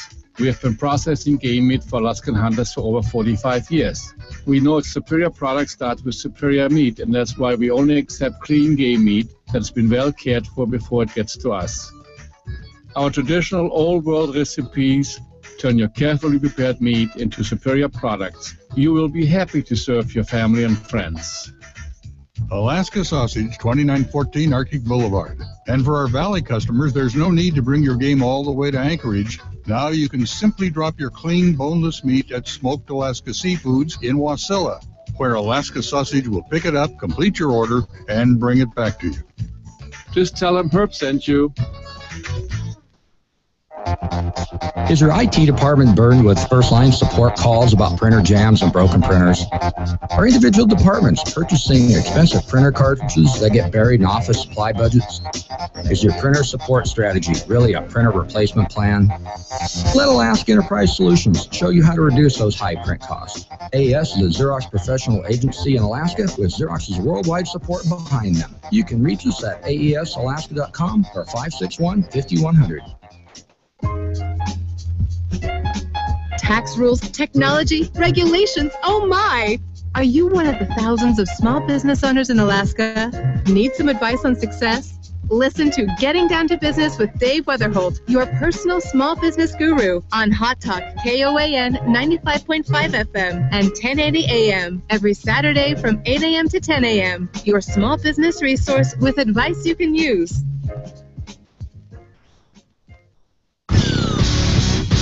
You're on with Fagan and Biegel on Hot Talk KOAN and online at Fagan, Biegel. Weekdays 6 to 9 a.m. The Talk of the Valley, KVNT. 569-1080. It is KOAN and KVNT, the Fagan, Biegel, and Bonnie show. Fagan out for the next couple of days, taking a couple of days off, and he will return. If you are looking to do business in a roofing industry, with a lot of good roofers, as it turns out, in Alaska. We're blessed with a lot of good ones. Let me tell you about the best one, Better Business Bureau Business of the Year, across all businesses in the whole state of Alaska. If I would tell you, or were to tell you, that a roofer, one of the most difficult industries to do business there in the state of Alaska, won that, you'd be amazed. These guys are great at what they do. They're the best at what they do. And people always tell me, you know, they were the lowest bid. They did fantastic work. It was fast, efficient. They were kind. They were courteous. Air Roofing. I call it roofing ballet. If you've ever watched them put a roof on a house, it is choreographed. And I know they don't want me to call it that, but I call it that anyway, just to get there. There go 345-5555. Air Roofing, the best in the business, big enough to serve you, small enough to care. Give them a call, 345-5555. A free re-roofing estimate, just a phone call away. On the phone with us, Mary Ann Pease with MAP Consulting. Welcome back. Thank you very much, Glenn. You are at the center of so many things that go on here. You have a great memory and history here in Alaska, and you know a lot of the players. Knik Arm Bridge was another project that you have been involved in, and this is more from basically being privately funded than a public-private partnership, and now they're looking at publicly funding it. And each time it's changed, it's given the other side, basically the environmentalists who do not want to see land opened up, it's given them an opportunity to say, see, this is a bad project. Walk me through the thinking on this project. Why do the Knik Arm Bridge? Right, absolutely. You know, if you look at what communities need for critical infrastructure projects, name a community, Glenn, anywhere in the United States that doesn't have a bridge connecting two areas that are huge potential economic bases. first of all, you have Anchorage with limited land availability. You have the Matsuburgo on the other side with huge land availability. A bridge connects both parcels in a way that's seamless and enables continued economic development. That's the bottom line. And, the thinking on the project from the get-go was, let's look at where the population growth is expanding. Let's look where it's growing. Let's look where we could open up and have availability for continued development. It's over on the other side. And, the opponents argue, well, it's a project that's not right. We should do light rail. We should do this. We should do that. All of which we know doesn't work in Alaska. People drive in Alaska. And one of the best, I think resources that we could do is add to the roads, build bridges, and enhance our transportation. And, if you look at any community going forward where a bridge has been built, there has been continued economic development on both sides. So, I mean, it floors me to think that we still, in this day and age, have opposition. Sure, there are other projects that need to be done as well, but we're a growing community. We're a growing state. I mean, we don't have the infrastructure that every place else in the lower 48 has. The only thing I worry about now that is a pure public project, it's going to require TIFIA loans to kind of underwrite some of the cost of the project. It's still a big project. And if you have the current administration, you're going to have projects that are focused on light rail in communities that support the current administration. I mean, do you think the current administration in Washington, D.C. is going to send dollars for a bridge in Alaska? I don't see that happening in my time. Yeah, that's going to be really tough. By the way, light rail, is it something that can be done, and is it done in any other place in the country that's similar in population center to Alaska? No, absolutely not. I was just recently down in Seattle, and they have a light rail system that works quite well between the airport and the downtown Seattle area. But look at the difference in the population base. And still, the cost of that had to be subsidized so phenomenally and continues to be subsidized in terms of the operation costs. I mean, light rail, you get to the other end of light rail, and you still have to have a car in Alaska. Mm-hmm. It's totally different than any place else. Yeah, on either end, actually, you'd have to have a car delivery transportation. All right, let's walk through. I want to walk through a little bit and a little bit slower on the Kinnick Bridge, the different arguments from the left and from the right that I have heard on it. And just to put in my plug, if we're going to have the winter games here, I only require two things. These are two small little things, Marianne Pease, and I know you're going to be involved in this, so that's why I'm asking you. I want a Kinnick Bridge out of it, and I want a Kenai Bridge. I want a Turnagain Arm Bridge out of it. Is that too much to ask? No, it's not. And Amen. if we could get it done right, Glenn, and if we could set up a toll authority similar to what we have set up, kind of the focus on bridge as enhanced transportation is just, I think, so relevant to today. I mean, what are we talking about? It's a 1.75-mile bridge over Cook Inlet. You could have one of the same size and magnitude that would take us on the other side as well. It's been studied, and it was first envisioned, the Kinnick Bridge. I believe it was back in the early 1900s, 1923, around that time. Were they thinking of a floating bridge at that point? No. One where it would lift and go down with the tide, or no? They weren't thinking of that? Well, that was one of the many things that were under consideration. Okay. But what they really wanted was a more, direct path to the gold mines in the interior part of Alaska. Yeah. And, there was a huge study that was done back in 1972, another draft EIS in 84, and we're still where we're at today. And the thing I find most, frustrating is after we received the record of decision back in 2010, we're 4 years later, and we have not made what I would say is substantive progress in moving this forward.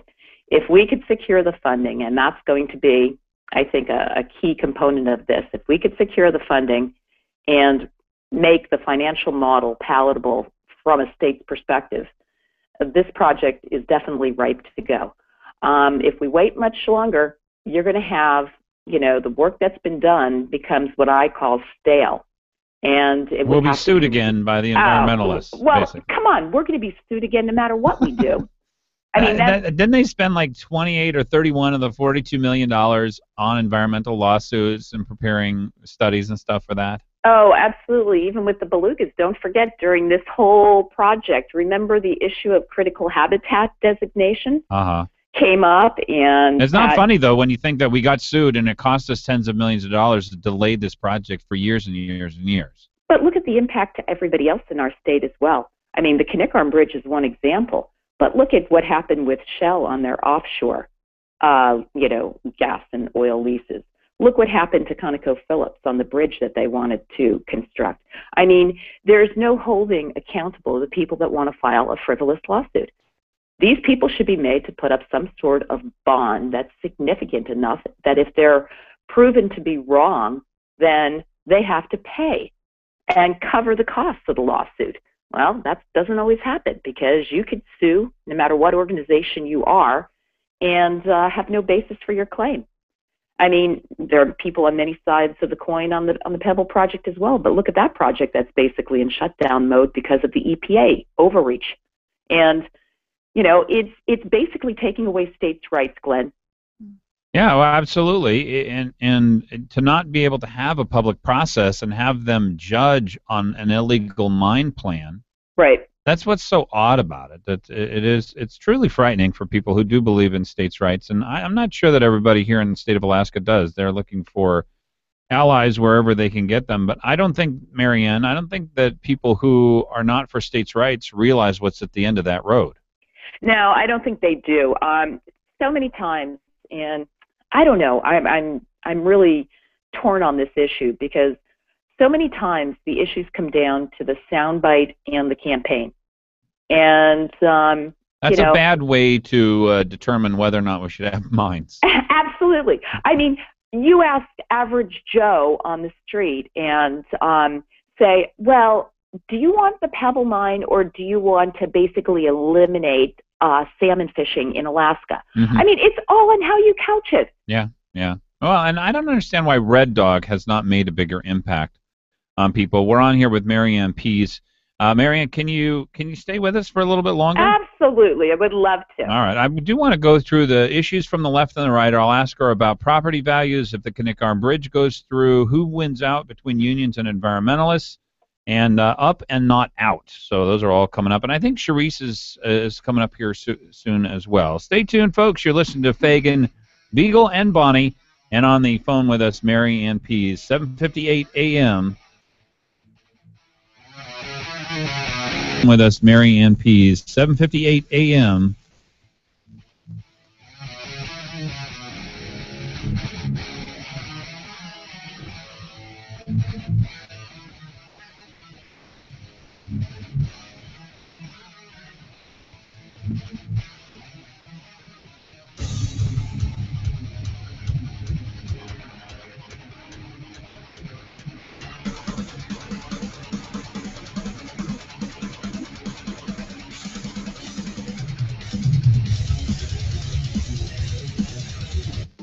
You gotta.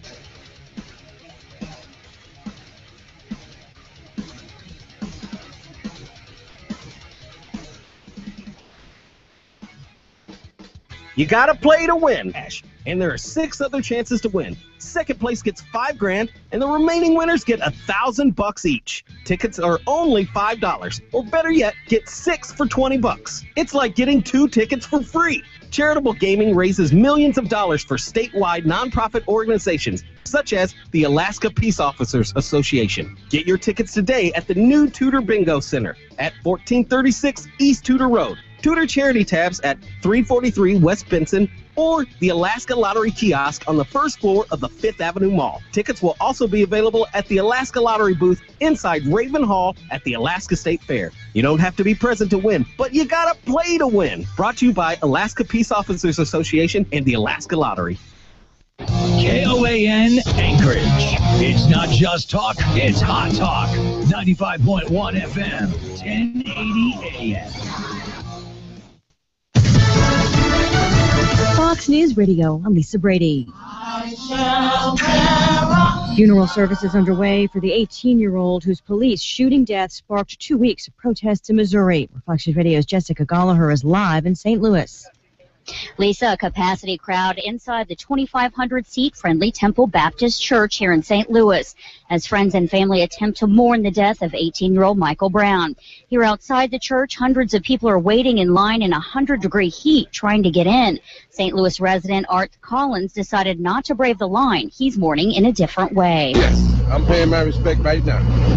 3 White House officials are also in attendance. Lisa. Jessica, thanks. Napa, California, still in the midst of the aftermath of yesterday's magnitude 6 earthquake. Today, more than a dozen inspectors will assess the damage here in Napa, as well as in surrounding communities. They say 90 to 100 homes in the quake zone are just too unsafe to go inside. Fox's Claudia Cowan in downtown Napa. Some 15 structures red tagged, too dangerous to enter. An aftershock could knock them down. Those could continue for weeks. One person in critical condition. Most of the other injuries, more than 170, were minor. 2 people killed in a recycling plant explosion in Granite City, Illinois, where police say it appears a live mortar round may have been dumped. A U.S. Senate primary with a razor-thin margin has just been conceded. Fox Radio's Steve Taylor has this live. Republican challenger Jim Tracy says he won't contest the results of the primary in Tennessee's 4th Congressional District 2 weeks ago, where incumbent Representative Scott Desjardins beat Tracy by 38 votes. Desjardins' win comes in spite of having affairs with patients. He's a medical doctor, keeping a mistress whom he urged to get an abortion, and holding a gun in his mouth for hours outside his ex-wife's room. He told voters those incidents were old news. Lisa. Thanks, Steve. You're listening to Fox News Radio. Fair and balanced. Do you live with stress? If you have nervousness or common everyday anxiety, we're looking for you. Because right now we're sending risk-free supplies of a fast-acting supplement to listeners of this station. You heard right. Every listener who calls right now will learn how to get a risk-free bottle of Stress Block, a naturally derived formula that promotes feelings of calmness, alertness, and focus in just moments. Supplies for this risk-free offer are limited, so don't wait. Just call 1-800-519-7514. Stress Block is a fast-acting, non-prescription formula to support relaxation without causing drowsiness. Your nervousness is guaranteed to begin fading like magic in just minutes. This special risk-free offer is for listeners of this station, but it won't last. Call us now for this exclusive Stress Block risk-free offer. Just call 1-800-519-7514. That's 1-800-519-7514. Call 1-800-519-7514. Is it already time for your kindergartner to start learning reading, writing, and arithmetic? Would you like them to also learn science, history, and geography? Let's mix in the fun of music, art, and learning through play. Anchor Lutheran School offers this and much more in a class of no more than 22 students. Kindergarten through junior high enrolling now. Anchor Lutheran School on Arctic Boulevard, just north of Diamond. Visit alsalaska.org or call 522-3636 to learn more. Paid for by Alaskans for Malat. $1 billion deficit. Parnell's turned down funding for Another Medicaid. lawsuit to force cuts to education and Budget deficit. Pebble Mine, Parnell teacher layoffs, school vouchers, lawsuit. Sean Parnell has driven Alaska off course, but our spirit remains strong. It's here, it surrounds us, and it lives in Byron Malat. Commercial fisherman, pilot, business leader, director of the Permanent Fund. Byron Malat's life experience is woven throughout the tapestry of Alaska. Everything he's done by bringing people to the table. He listens, then he gets results. He believes government should respect our personal choices and provide increased opportunity for everyone. Byron Malat has the experience to guide us back to what matters most, working together for the good of all Alaskans. A land like no other deserves a leader like no other. Byron Malat, Governor.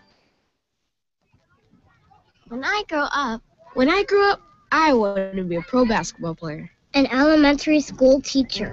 No matter what dream you choose or where you are in life, Country Financial helps you and your family grow your own way. Or maybe a veterinarian. A mom, a doctor, and President of the United States. Maybe an astronaut or, an Olympic gymnast. You can go your own way. We know some dreams take a little longer to achieve, which is why your local Country Financial representative offers helpful advice on everything, from auto and home insurance to financial planning, education to retirement, and business insurance too, so that you can continue to grow and dream. Or maybe an accountant, like my dad. For more information, visit countryfinancial.com or call 1-866-COUNTRY. Country Financial. Grow your own way. Glen, every once in a while you find a hidden gem right here in Anchorage. You're talking about the Snow Leopard Boutique. I am. Owner Eileen Bear has an amazing eye for beauty. For decorating ideas, it doesn't get any better than Snow Leopard Boutique. They have 2,400 square feet of everything you need to beautify yourself and your home. Glenn, I noticed a calming atmosphere the moment I walked in. Dan, how about those chocolate truffles? Yeah, and you can wash them down with a free latte. The Snow Leopard Boutique. At the corner of Tudor and Old Seward. You're on with Fagan and Biegel in the morning. Give him a call. Sell out fast. You're on with Fagan and Biegel in the morning on the Talk of the Valley, KVN.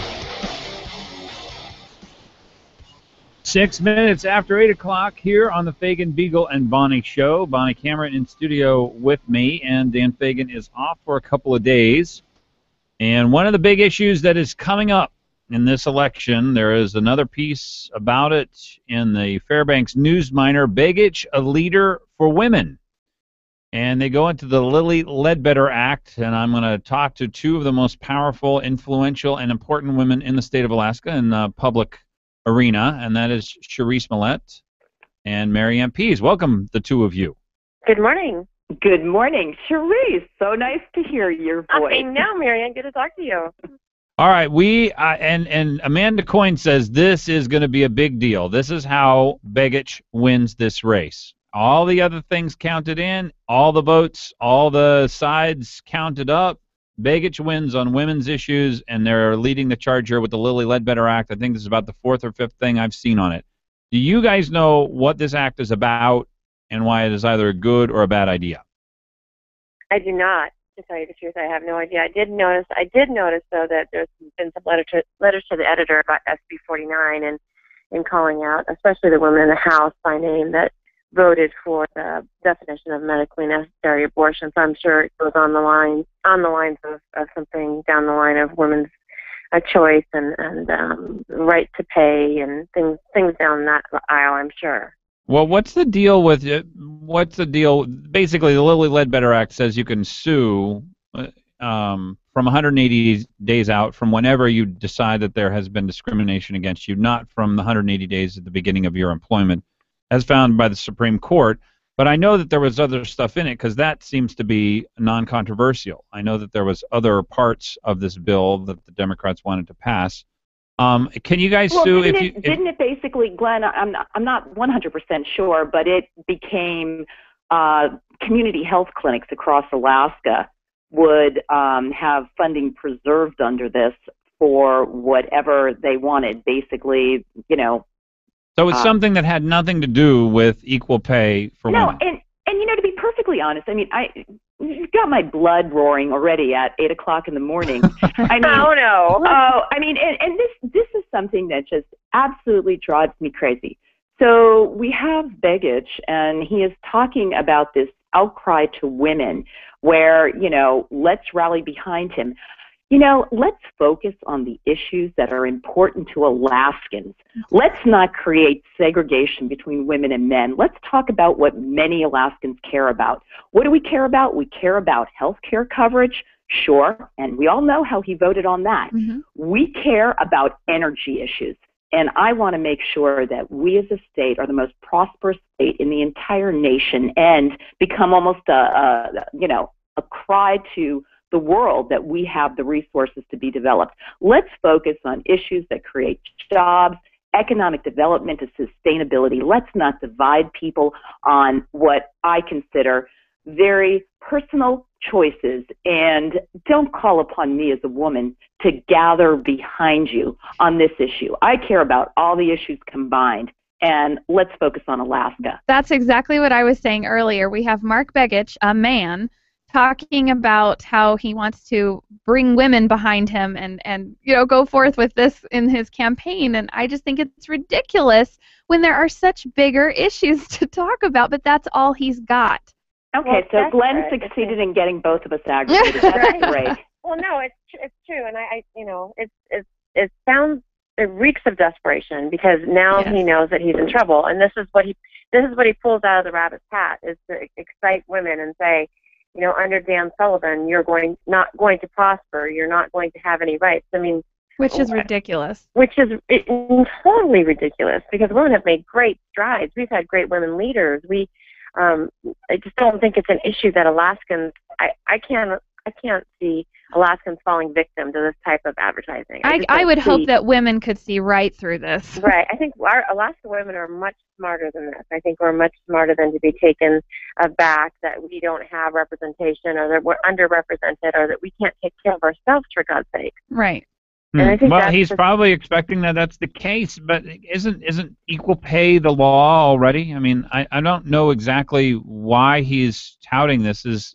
We already have equal pay. Right, we do, and I just looked up the Lilly Ledbetter Act, and it's a Fair Pay Act, and you're right. And so I'm not sure what got taken out of her bill that all of a sudden has now become an issue, because it looks like it passed back in 2009. So we're talking about an issue from 5 years ago.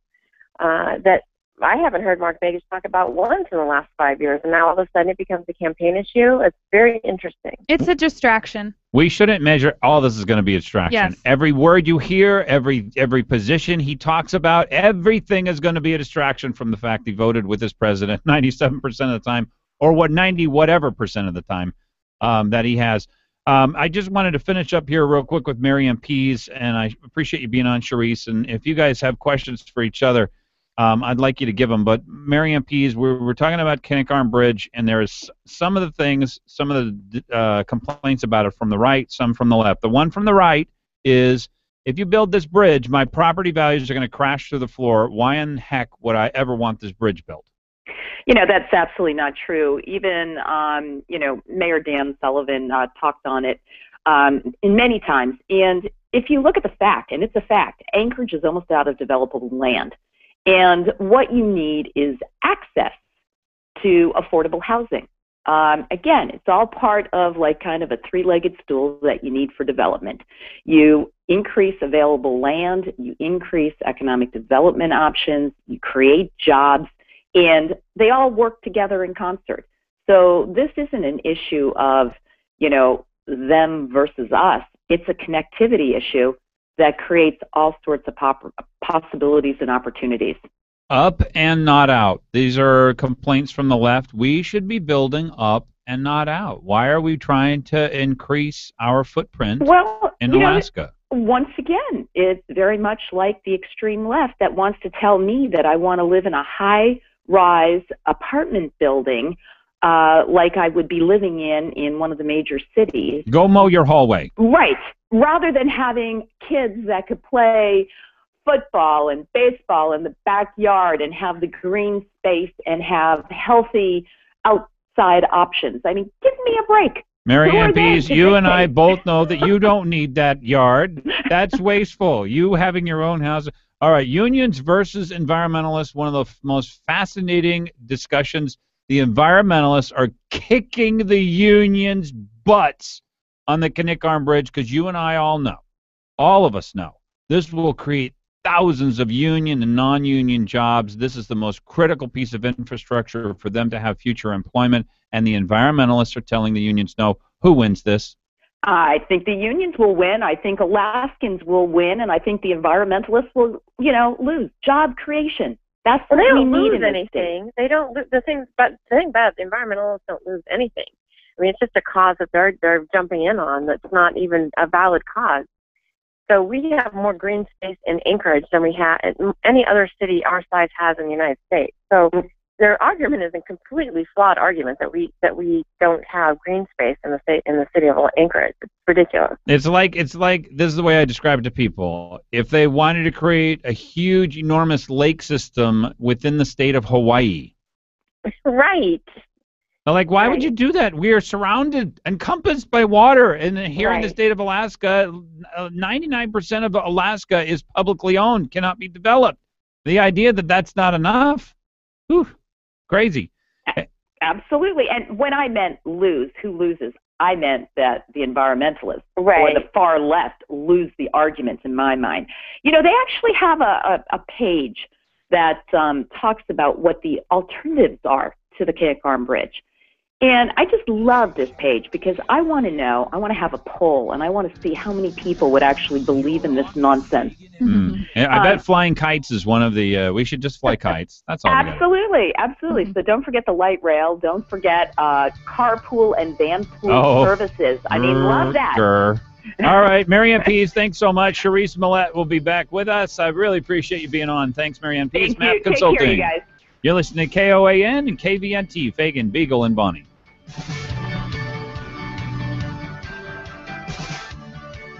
Trip back to Anchorage. The 2014 Blues Train will sell out, so don't wait to get your tickets. Find more information at knik.com, or to make reservations, go to akrailroad.com. Blues Train 2014, brought to you by Blues Central Production, the Alaska Railroad, and by your friends at Alaska Integrated Media.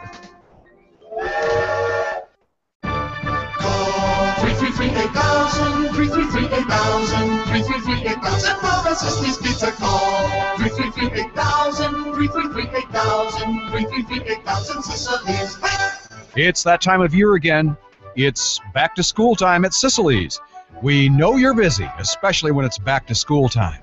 So Sicily's created the Day or birthdays, anniversaries, whatever, into Bell's Nursery and Gifts they go. And there's always something perfect. Bell's Gift Shop on Specking Road has a truly incredible selection of unique creative gift ideas. Crystal, glass, and china and flatware, a wonderful kitchen section, candles, lotions and potions, and of course delicious C's candies, and lots more. Great for browsing or finding that special gift. The Gift Shop at Bell's Nursery on Specking Road. Hot talk, KOAN, man.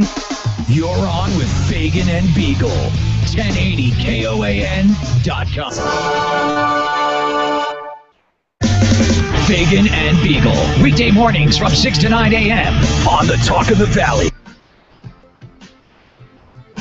Surrounded by powerful women. Feeling a little overwhelmed here, but we will continue on the Fagan, Biegel, and Bonnie show. I'll tell you about Country Financial. If you are looking for success in this life and the next, I'm not talking about your afterlife. I'm talking about your working life and your retired life. You have to plan for both. You have to ask the questions about ifs. If this happens, what do I do? If I should die, if I should lose my house, if I should become disabled, what do I do? The ifs in life are the questions that Country Financial helps you answer for now. What kind of insurance should you have? And the whens in life, when I retire, how do I want that to look? How do I want to be prepared for that? They're the best around at this. And Mike Daniels and his team over there, amazing. I went to Kent, was the agent that I talked with, and he asked me questions for probably about 2 hours, and we looked at different options, and they're not questions you are going to know to ask yourself. We don't know how to plan out our ifs and our whens. If you go to Country Financial, they will help you make a success in this life and the next. 1-866-COUNTRY, 13 locations all across the state of Alaska, 5 right here in town, 5 out in the valley. But from Kenai up to Fairbanks, just a great partner in your success. Country Financial. On the phones with us, Charisse Millette. Charisse. Hey, Glenn, how are you? Good morning. And Bonnie is here in studio with me as well. We are headed into political season, and I would like for you to give me your thoughts on yes on one, no on one, and what you thought maybe was the winning argument for no. Well, I think for the Vote No campaign, I think it came down to jobs and the economy of the state of Alaska. I think people I think our people are understanding more what our economy is made up of. It's made up of, oil revenues, and I think it resonated very strongly with, especially in our district, Glen. Every single precinct in District 25 voted no. So that tells me that it's resonating. People understand how our economy works, and that, if anything, it was a huge education for most of Alaskans to find out where our budget money comes from. So I think that was the winning argument. I think the yes people, had poor messaging. They didn't understand that people, what gets at the heart of people is making sure that there's a job. Give a person a job, you have a much better society all around.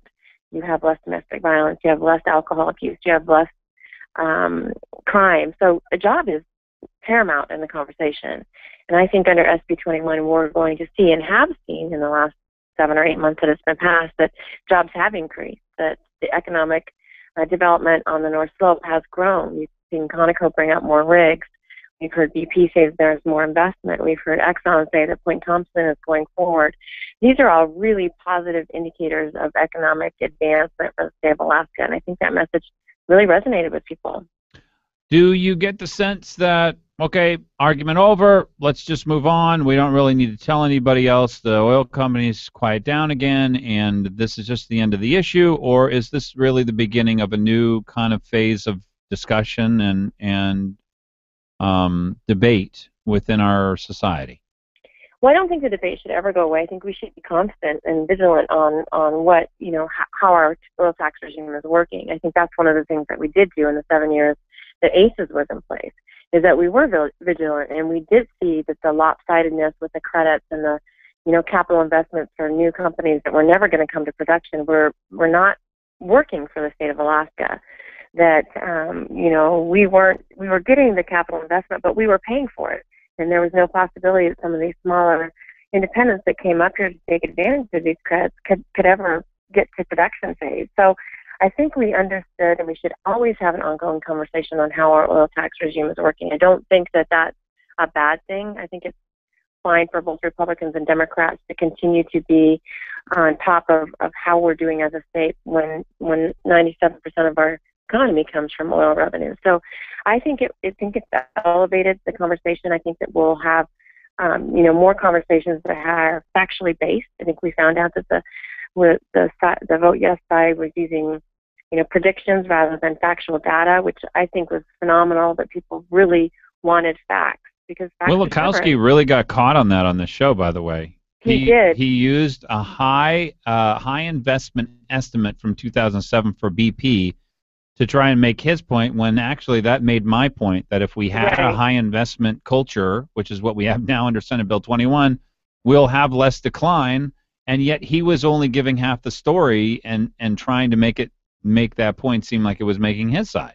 Right, and he was using predictions and forecasts, and we were using facts. The vote no side was using facts, and actually those of us that sat in committees and listened to what the oil companies were saying and what our own budget analysts were saying is, under SB 21 we're much better off. Under ACES, it was a failed tax regime.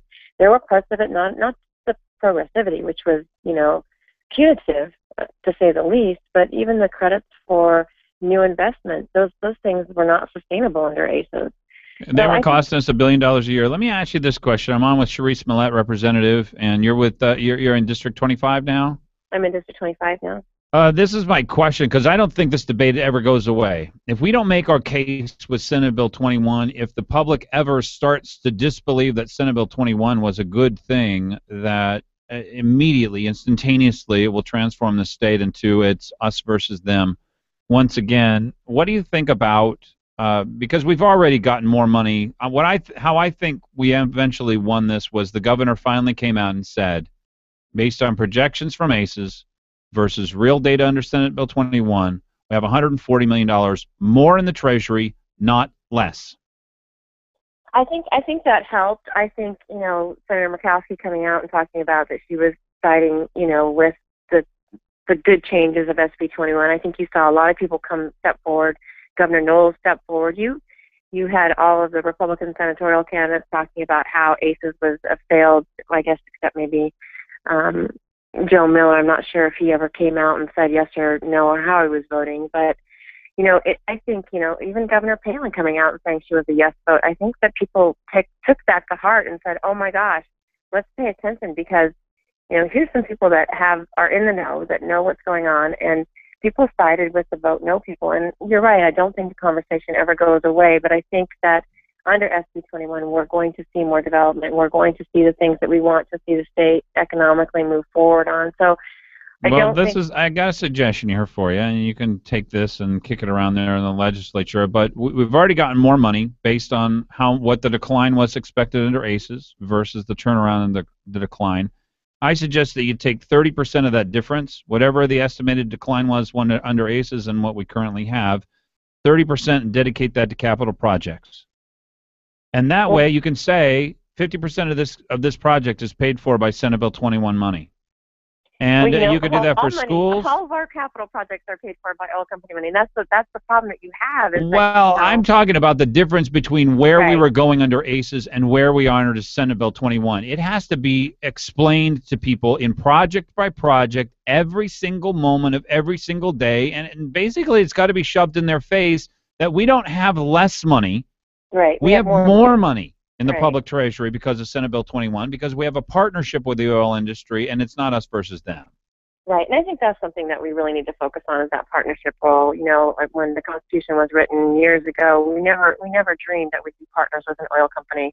I don't think that the framers of our Constitution advocated for state-owned oil companies either. So for them to say that, it's a giveaway is ridiculous. Because they never thought we'd get more than 12.5%, or maybe just a little bit more than that. They never thought we'd be getting 50 and 60% of the value of the oil into the public treasury. That was never even a thought of theirs in the entire time that they were thinking of this. Right. So, and that's one of the things that I love about our Constitution is that it allows for the legislature to set the tax regime. And we understand that it's ever-changing. The climate, and we're competing worldwide now, globally, with other plays, and even in the United States, we're not competitive under ACES. So I think the public got more educated, and if anything I can say about the whole debate about SB 21 and ACES is that we have a more educated public, and I think that in time will prove to be beneficial when it does come to budgeting and capital projects and money for teachers, money for schools. I think those things are all very relevant issues to continue to talk about. Well, I hope the oil companies don't decide, because I believe that $12 million is the least amount of money. They're spending $10 billion, by the way, and spending in new projects, and I think they need to spend $12 million a year to tell us about those projects. Well, I think every time everybody receives a permanent fund check, they should understand that equates to, what our economy is based off of. Well, that would be another suggestion that I have is for the difference in the amount of money that the state's getting, what the projected amount was under ACES versus Senate Bill 21, that 25% of the money goes into the permanent fund. Yeah, those are all great suggestions, and that'll be a conversation that we'll have down in Juneau. One of the things that I tried to do last session with House Bill 136 was talk about a sustainable budget system and talk about Scott Goldsmith's ISA report on how we determine what a sustainable budget is. And so with the the increased tax revenue that we're going to get from the oil companies under SB 21, the increased production that we're going to get, and we can't equate that yet in dollars because we don't know what the increase in production will be based on what the oil price will be in future any given day. Right. I think it's important that we start talking about how we have fiscal sustainability for years in perpetuity for my grandkids and my grandkids' grandkids. Cherise, part of passing laws is putting on a marketing campaign to let people know that our partnership with the oil industry is working. And if we do not do that, then I think we are going to lose, because this one was way closer than it could possibly have ever been. It was way close. What shocked me about that vote was the folks up in Fairbanks, was that they voted yes to repeal SB 21. And I thought that was interesting because in the hub years of the pipeline days, it shows you how transient our population, I guess, is up in Fairbanks, is how soon they forget that Fairbanks grew at a time when we were building the pipeline and the pipeline was starting out. So it was interesting to me to see. I understood Southeast because they're totally disconnected. From. Hey, quick question for you on a Senate race coming up. Who do you think wins? Is it going to be close? I think it's going to be close, but I think Dan Sullivan will prevail. I think we've seen a lot of failed policy under Begich and under Obama, and it's going to be hard to take that away from Begich. I think that's going to stick with them, and people in Alaska get it. Representative Cherise Millette, I appreciate you being on. Thank you so much. Thanks, Glenn. Take Bye-bye. care. Stay tuned. Representative Cherise Millette, I appreciate you being on. Fagan and Biegel on Hot Talk KOAN.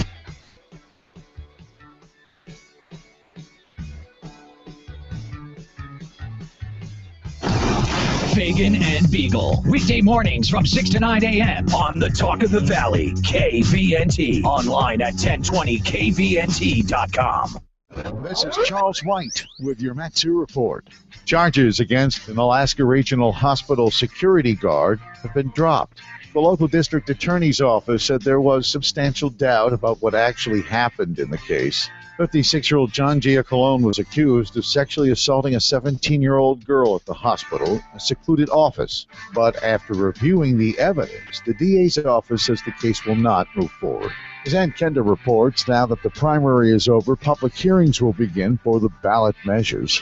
Hearings are planned throughout September and October for some highly charged issues, such as whether to make Alaska the third state to legalize marijuana, whether to raise Alaska's minimum wage by $2 an hour over 2 years, and whether to grant the legislature powers that could result in an ultimate decision on Pebble Mine. The first hearing is set for September 9th in Nome and will focus on just the potential legalization of marijuana. KVNT, the Talk of the Valley. Overcast today with some showers, high 60. For tonight, mostly cloudy skies with some showers, low 48. Tomorrow, clouds and sun, high 62. Tuesday night, low 50. Wednesday, clouds and sunshine with a shower in spots, high 63. Thursday, a passing shower, high 61. If the Valley's talking, you'll hear it here. KVNT, Valley News Talk 92.5 FM and 1020 AM. There's a great place in Midtown where you can enjoy a cold beer and shoot a game of pool without all the noise. The Anchorage Billiard Palace. Meet your friends for a game or stop by and enjoy a friendly challenge. At the Anchorage Billiard Palace, you'll find the finest tables in all of Anchorage. It's located right next door to the Old Blues Central, 903 West Northern Lights, with a lot of parking at the entrance around the back off 27th and Arctic. If you're looking for the perfect place to hold your company's next team building event or maybe a party, the Anchorage Billiard Palace is just a place. It's not a bar with a couple of tables. At Billiard Palace, you're going to enjoy the finest in adult beverages from their full bar while you shoot a game of pool on the finest tables in all of Anchorage. The Anchorage Billiard Palace opens 7 days a week till 2:30 a.m. Sunday through Thursday and 3 in the morning on weekends. Located at 903 West Northern Lights and around the back off 27th and Arctic. This message brought to you by the Odom Corporation. Always live responsibly. I'll never forget that moment. Never forget that moment. As long as I live. As long as I live. It started with a phone call. I got the text when I was at work. My first call up ever as a member of the National Guard. This was it, the real deal. When we got to the armory, they briefed us on the wildfires, how they were getting dangerously close to homes. It was amazing to be a part of this massive operation. Helicopters were going up with huge buckets to drop water on the fires. Some of the guys in the unit were preparing for firefighting with local fire crews. We went out in Humvees to help with the evacuations. At that moment, I got my first taste from just how important the Guard is to my community. See how the Guard can be an important part of your life at NationalGuard.com. Discover what it means to be a citizen soldier, to serve locally as well as globally. Look into the benefits, including career skills and money for college. Take a moment. Go to NationalGuard.com today. Sponsored by the Alaska National Guard, aired by the Alaska Broadcasters Association and this station. Hi, this is Jonathan Martin with Harrington & Company. I am looking for a qualified buyer with a 90% letter from his lender.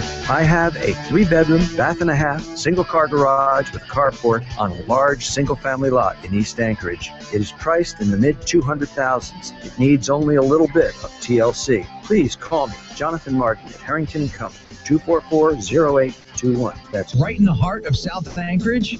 Thanks to the Alaska Neurology Center, there's no need to leave Alaska anymore when it comes to treating the nervous system. You'll receive the best care at the Alaska Neurology Center for epilepsy, cerebral palsy, brain injuries, Alzheimer's, Parkinson's, Huntington's disease, multiple sclerosis, speech disorders, and they offer pain management as well. And if you're having trouble sleeping at night, the Alaska Neurology Center has the best sleep disorder experts in the state. They also have the most sophisticated MRI imaging technology in Alaska. If you need relief from stress or from migraines, relax in their luxurious spa. At the Alaska Neurology Center, their massage therapists are amazing. And they offer hydrotherapy, infrared sauna, hot and cold therapy, and shiatsu massage. And their medical spa also offers facials and waxing. The Alaska Neurology Center, located on Diamond and Old Seward.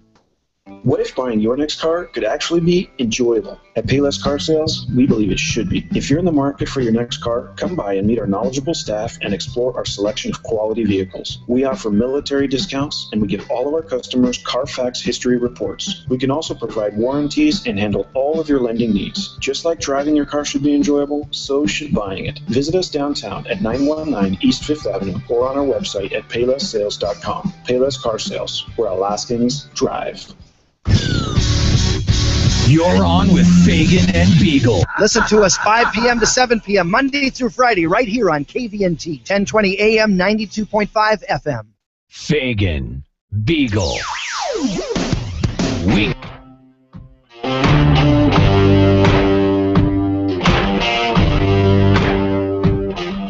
25 minutes before the hour, it is the Fagan, Biegel, and Bonnie show. Bonnie Cameron across the table from me. Dan Fagan is out today and tomorrow. He'll be back with us on Wednesday. But I'd love to hear from you. 569-1080. You can check us out any number of ways. We're on 1020 AM and 92.5 out in the valley. We are on 95.1.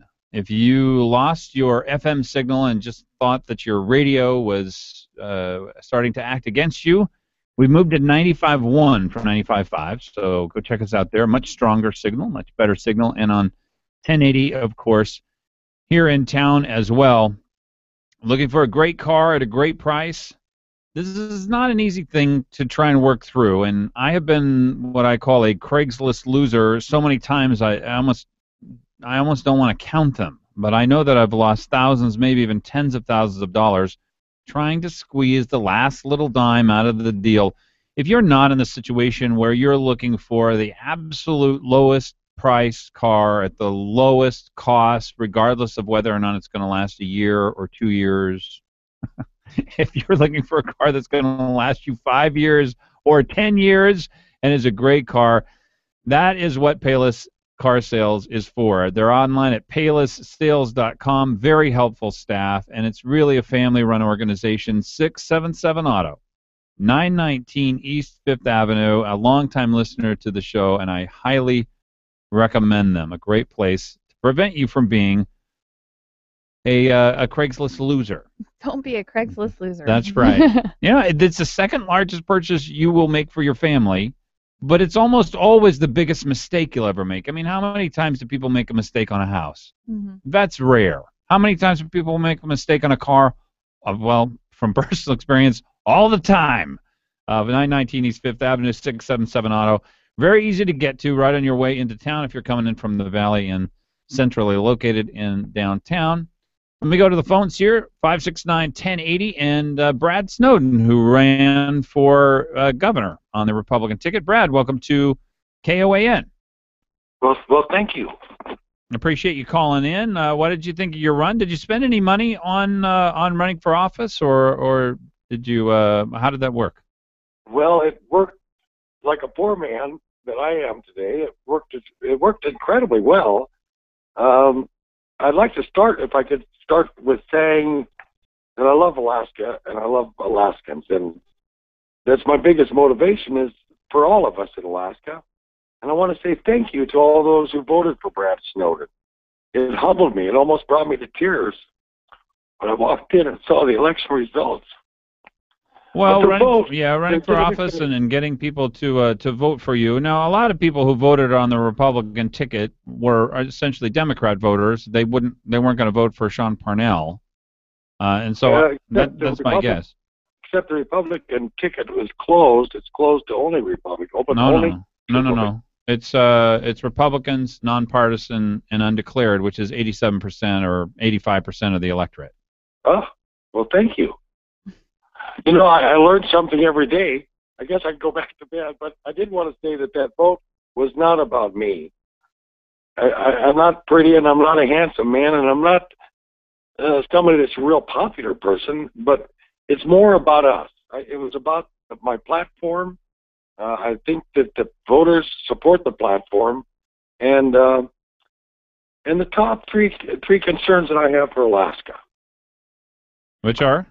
Well, I'll get the platform first. There are four-legged stool on this. Number one is fuel at cost if you purchase it and if you consume it in Alaska. And to be a little more specific, what I mean by that, in order to wrap my brain on large issues, I make them smaller. So imagine if I owned it all. I would think this. I would sell everything except that which I use because I like the money and the income, but I know if I sell it and then buy it back, it's going to cost more. It only makes sense to not sell that which we consume in our state, which is about 2%. Number two. Of the amount of gas that's produced. So basically you want the state to sell the produced oil, the oil that it owns or sells to a refinery here in the state of Alaska, then the refinery would own it. Do you want us to own a refinery as well? No, I'm against government ownership. I'm very pro-business. Well, how would we? Because I don't think we own the oil. I mean, at the time that it's refined, I'm not sure that we own it anymore. We own it until we sell it. So we sell it to the refinery. We could provide that which we use to them at cost. What it costs to get out of the ground, what it costs to get to them down the pipeline. Yeah. And then we could give it to them. Then they would make their profit in refining, and I think I'd do that by an RFP. So we would lose money out of the public treasury, but the benefit we would get is we might have $1 a gallon gas or something like that. Well, yeah, absolutely. But when you say lose money out of the treasury, the fact is our legislators have had for 30 years 12.5% royalty. Mm-hmm. And, you know, in 30 years, I think they would probably have a nice budget. They'd know how to manage the money and the income. But regardless, I think that's more important that our state receives that fuel at cost. Yeah, and I think that what I would suggest you do is put an initiative together, because that might be something that you could get people to vote on. Frankly, I think that if we had the money in our own pockets rather than the public officials having all the money from the oil, I think that people might be for that. I don't want to go through a whole platform. So you ran for office, you got 10,000 votes, and do you have any other plans to run again? Oh, absolutely. I'm glad you asked that. I'm now looking for a lieutenant governor candidate to run with me on the write-in. I plan on making that announcement formally this week. Finding that lieutenant governor, I figure that I'll find them the first week in September. I'm not going to run without them. Mm-hmm. Have the Democrats got in touch with you and said they'll help fund it, or? Well, I actually went to the Democrat office last week and told them of my intention because I want it to be nonpartisan. I would imagine they would be very interested in trying to attack the governor from another position, you know. Well, I'm glad you mentioned that. Where I don't see that I'm attacking the governor, because to be honest with you, I like Sean. Yeah. Why would the Democrats help fund you if you weren't going to attack them? If you weren't specifically going to run against him, then why would they help fund you? Well, I've hoped that they do it because they see the needs of our state and the direction differently than Sean Parnell sees it. Do you have any evidence that Democrats see the needs of the state of Alaska? Oh, absolutely. What need do they want to serve, and how are we not serving the needs? And exactly, we have the largest welfare state in the world. Why do we want more? Well, I personally don't, but I certainly believe in diversification, and I certainly believe there's two sides to every story. Diversifying away from oil, you mean? Oh, absolutely. I want to diversify our state, and there's so many other forms of income that we've got to build and grow, such as tourism, such as our fishing industry. Well, those don't pay the bills, and we already have tourism and fishing and all that. Well, look, Brad, I'm not. I don't think if you didn't spend any money and you don't have a few $1,000,000, I don't know why a write-in campaign is going to work. I wish you well, though. I appreciate the fact that you ran as a Republican in the Republican primary, but that process is over. Thanks for calling. 8:44 a.m., 16 minutes before the hour. Fagan, Biegel, and Bonnie, and you are listening to KOAN and KVNT. Stay tuned. Biegel and Bonnie, and you are listening to KOAN and KVNT. Stay tuned.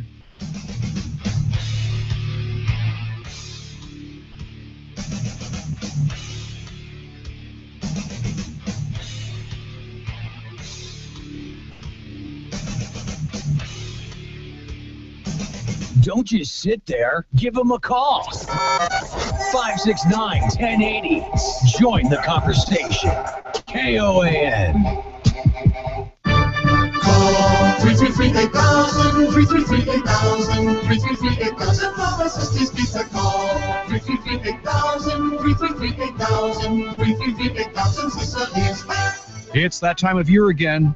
It's back to school time at Sicily's. We know you're busy, especially when it's back to school time. So Sicily's created the back to school special. Buy any large pizza at the regular price, get an order of 10 chicken wings at half price. Let Sicily's do the cooking and driving while you check things off your back to school to-do list. Take a break. Order Sicily's back to school special. Just call 333-8000. That's 333-8000. Or order online at siciliespizza.com. Best ingredients, best pizza, Sicily's. Call 333-8000, 333-8000, call for Sicily's Pizza.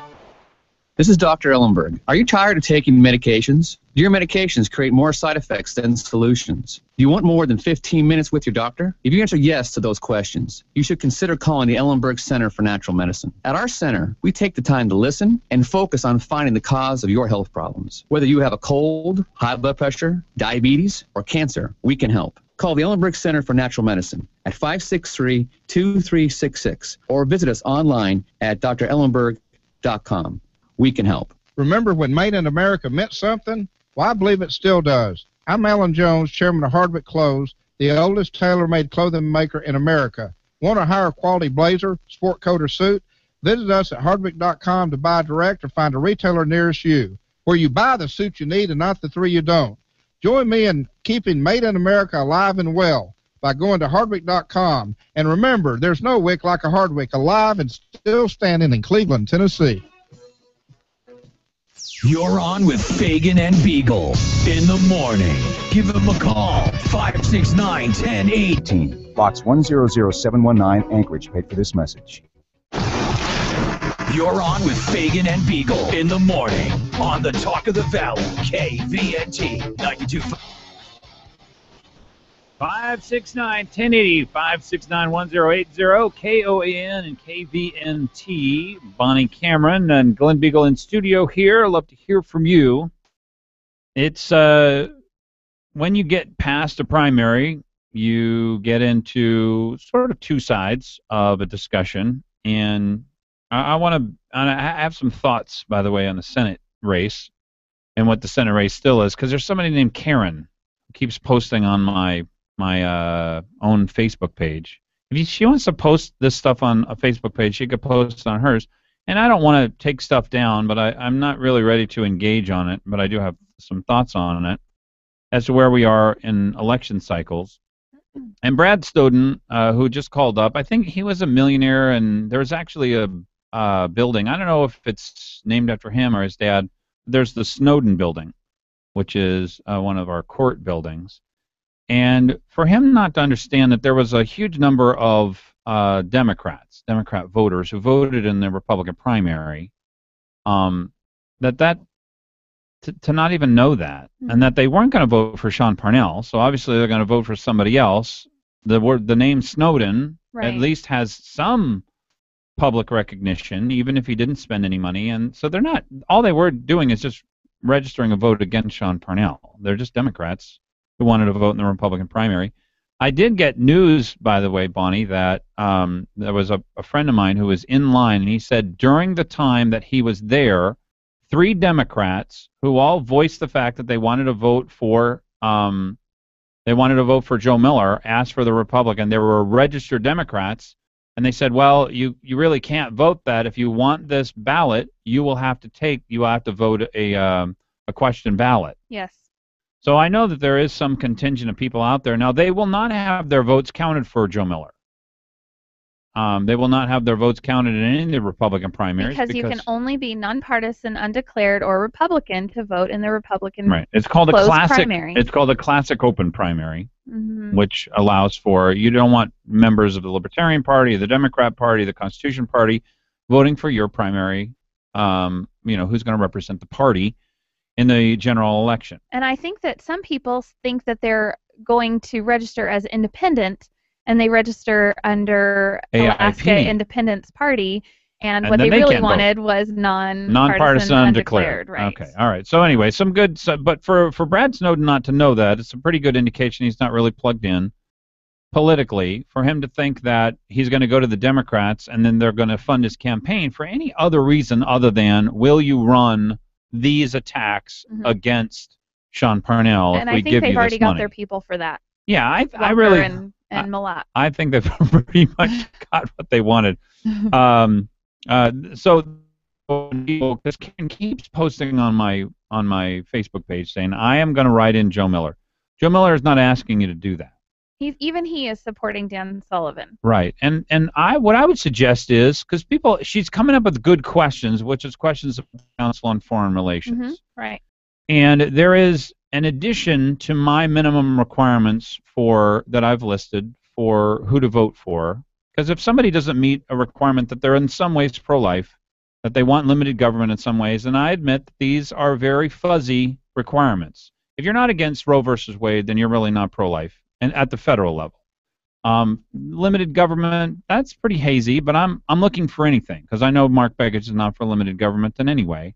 And he's not pro-life in any way. He's not pro-life, and so there's an addition to it though that I think is very important, and it has to do with sovereignty. Mm-hmm. And that about the Council on Foreign Relations is a question about sovereignty, about the National Business Association, what's that called, Chamber of Commerce, and them not wanting to secure the border. These are really important questions, and I actually want to amend my minimum qualifications that you have to be for American sovereignty, securing the borders. U.S. first. U.S. first. Right. That's an important addition, and I think that it's very important for us to find out where Dan Sullivan is on these issues. I have the strong suspicion, and I believe that he's answered my questions a few times, indicating that he is pro-sovereignty. Mm-hmm. But I really do think people have the legitimate question in their hearts that they should be answering. How are you pro-sovereignty on these specific issues? In other words, what will you give up in the way of public opinion, in the way of, I'm going to stand up on the Senate floor, I will not pass a budget which includes something significant, something solid, because we really do have to secure the borders with or without the help of this president, which means if we get 51 votes in the Senate, you're going to have to stand up and filibuster. Mm-hmm. Or not filibuster, but you're going to have to pass laws and then prevent the president from allowing for people to be legalized and vote in our elections.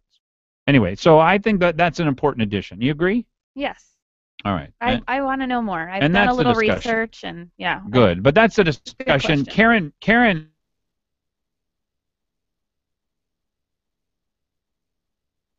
There. I was there at one point. Yes. I'm not there anymore. All right, and I want to find out from Joe, well, I hope he asks some specific questions of Dan Sullivan, and that when he comes out and says, I'm supporting this man, and here's why. Mm-hmm. Not I'm just supporting him because he's a Republican, and I don't know what that means, and neither does he, but I'm supporting him anyway. I don't want to hear that. Yeah. That doesn't make any sense. That's not what politics is about. It is about a specific set of agenda points. All right. Michael Chambers with United for Liberty is going to be with us here. Michael. Hi, Glenn. Thank you very much for having me on. You have, I think, upcoming, probably what will be the most watched political event maybe of our time, because this is the first time that Mark Begich and Dan Sullivan will be matching wits with each other and matching records with each other, and people are absolutely panicked that, at least I am, that Dan Sullivan is not going to be debating very well. Tell us about the event that's coming up here, sponsored by United for Liberty. Yes, Glenn, we're very excited about, having the first debate out of the chute here. And I will say that there's so much interest that the International Press Corps from Japan is coming over to cover it. Oh, there will be tons of American press, too. This one debate could decide the outcome of this election, and Mark Begich will be looking for any sense that he's got as big a pants to put on as the Lieutenant Colonel Dan Sullivan. Absolutely, I agree. It's been very exciting framing the debate and getting the questions out. The candidates have received 8 questions, 7 to begin the entire debate with, and then one big question at the end. So will it be fast moving? Will it be filibuster followed by filibuster followed by filibuster? No, it's going to be very fast moving. The questions are excellent questions. The first 7 questions are, let's see, I think the first one's on fish and game, which is important to the state of Alaska. The second one's on fiscal policies of the U.S. Oh, that ought to be fun. Mr. Begich, explain to us how you spent $7 trillion of our children's money. Go ahead. Exactly. The third one's going to be on entitlement, which I think is a very important question. Yeah. The fourth one is on immigration. The fifth question is on health care. The sixth question's on Alaska challenges, and the 7th question is on world affairs. And then we're going to be introducing a new vernacular into the world of debate. Uh-oh. And I think it's going to be very exciting. Now, and I'll give you the scoop here. The lightning round is actually going to be there's going to be 3 of them, and it's going to be a whiteboard round, where they're going to have a whiteboard and they're going to write their answer on the whiteboard and show it to the audience. So this is going to be very exciting. Oh, how interesting! Now I heard Dave Cuddy's going to be moderating this. Yes, he is. That is going to be exciting. He has got a great mind, a great understanding, and one of the most trusted people that I know. So I think he'll be a fantastic moderator. Oh, absolutely. That's exactly why we have him there. But the debate is going to be this Wednesday night at the Wendy Williamson Auditorium at UAA campus. Some people are asking about parking. There's quite a bit of parking there, but I suggest just north of UAA campus is Lake Otis Elementary School, which has a very large parking lot there too, and you could park there and then just walk 2 blocks down to the Wendy Williamson, and you don't have to worry about paying for anything or anything like that. So that's a free parking area. Is it full already? Do you have any sense as to whether there's going to be any seats for people who would like to go? Well, I hope that we're going to fill it up. Certainly I have my fingers crossed. There's about 800 seats there in Wendy Williamson, so I would highly recommend for people to come early. It starts at 7 o'clock, and I would highly recommend. And we have an entrance, and we also have an exit poll, so it's in the candidate's best interest to get as many people as they possibly can, because we're going to publish that exit poll. And so it starts from 7 and goes to 8:30, and I would highly recommend people show up there at 6:30. Is this going to be televised? Yeah, that's good. Actually, I'm working on the television stations right now. They, when I call them, they say, well, get in touch with me the day of the debate. And, I'm going to be working on them today substantially to try to get a commitment. All right, Michael Chambers, United for Liberty, the first big debate. It is coming up this Wednesday, Wendy Williamson Auditorium, 7 to 8:30, and I think it's going to be a great event, and I'm really glad United for Liberty is putting it on. Thank you, Glenn. I appreciate that. Michael Chambers, Bonnie, it is amazing how fast 3 done. hours goes. Great. And Good Monday. I appreciate everybody out there for being a part of the show. Give us a call tomorrow, 569-1080. This has been Fagan, Biegel, and Bonnie with Fagan being out. Stay tuned. Up and coming. Dennis Prager is coming up. Stay tuned. Up and coming. Dennis Prager is coming up. Stay tuned.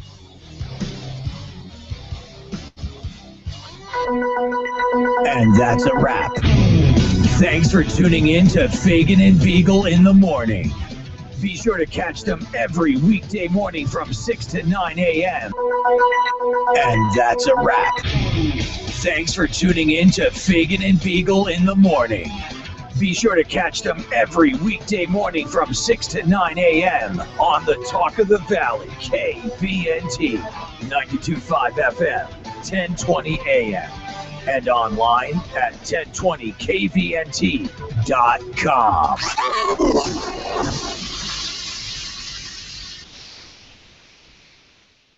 Hi, this is Jonathan Martin with Harrington and Company. I am looking for a qualified buyer with a 90%. Trailball Solutions is the only call for all your construction, design, and remodel needs. Please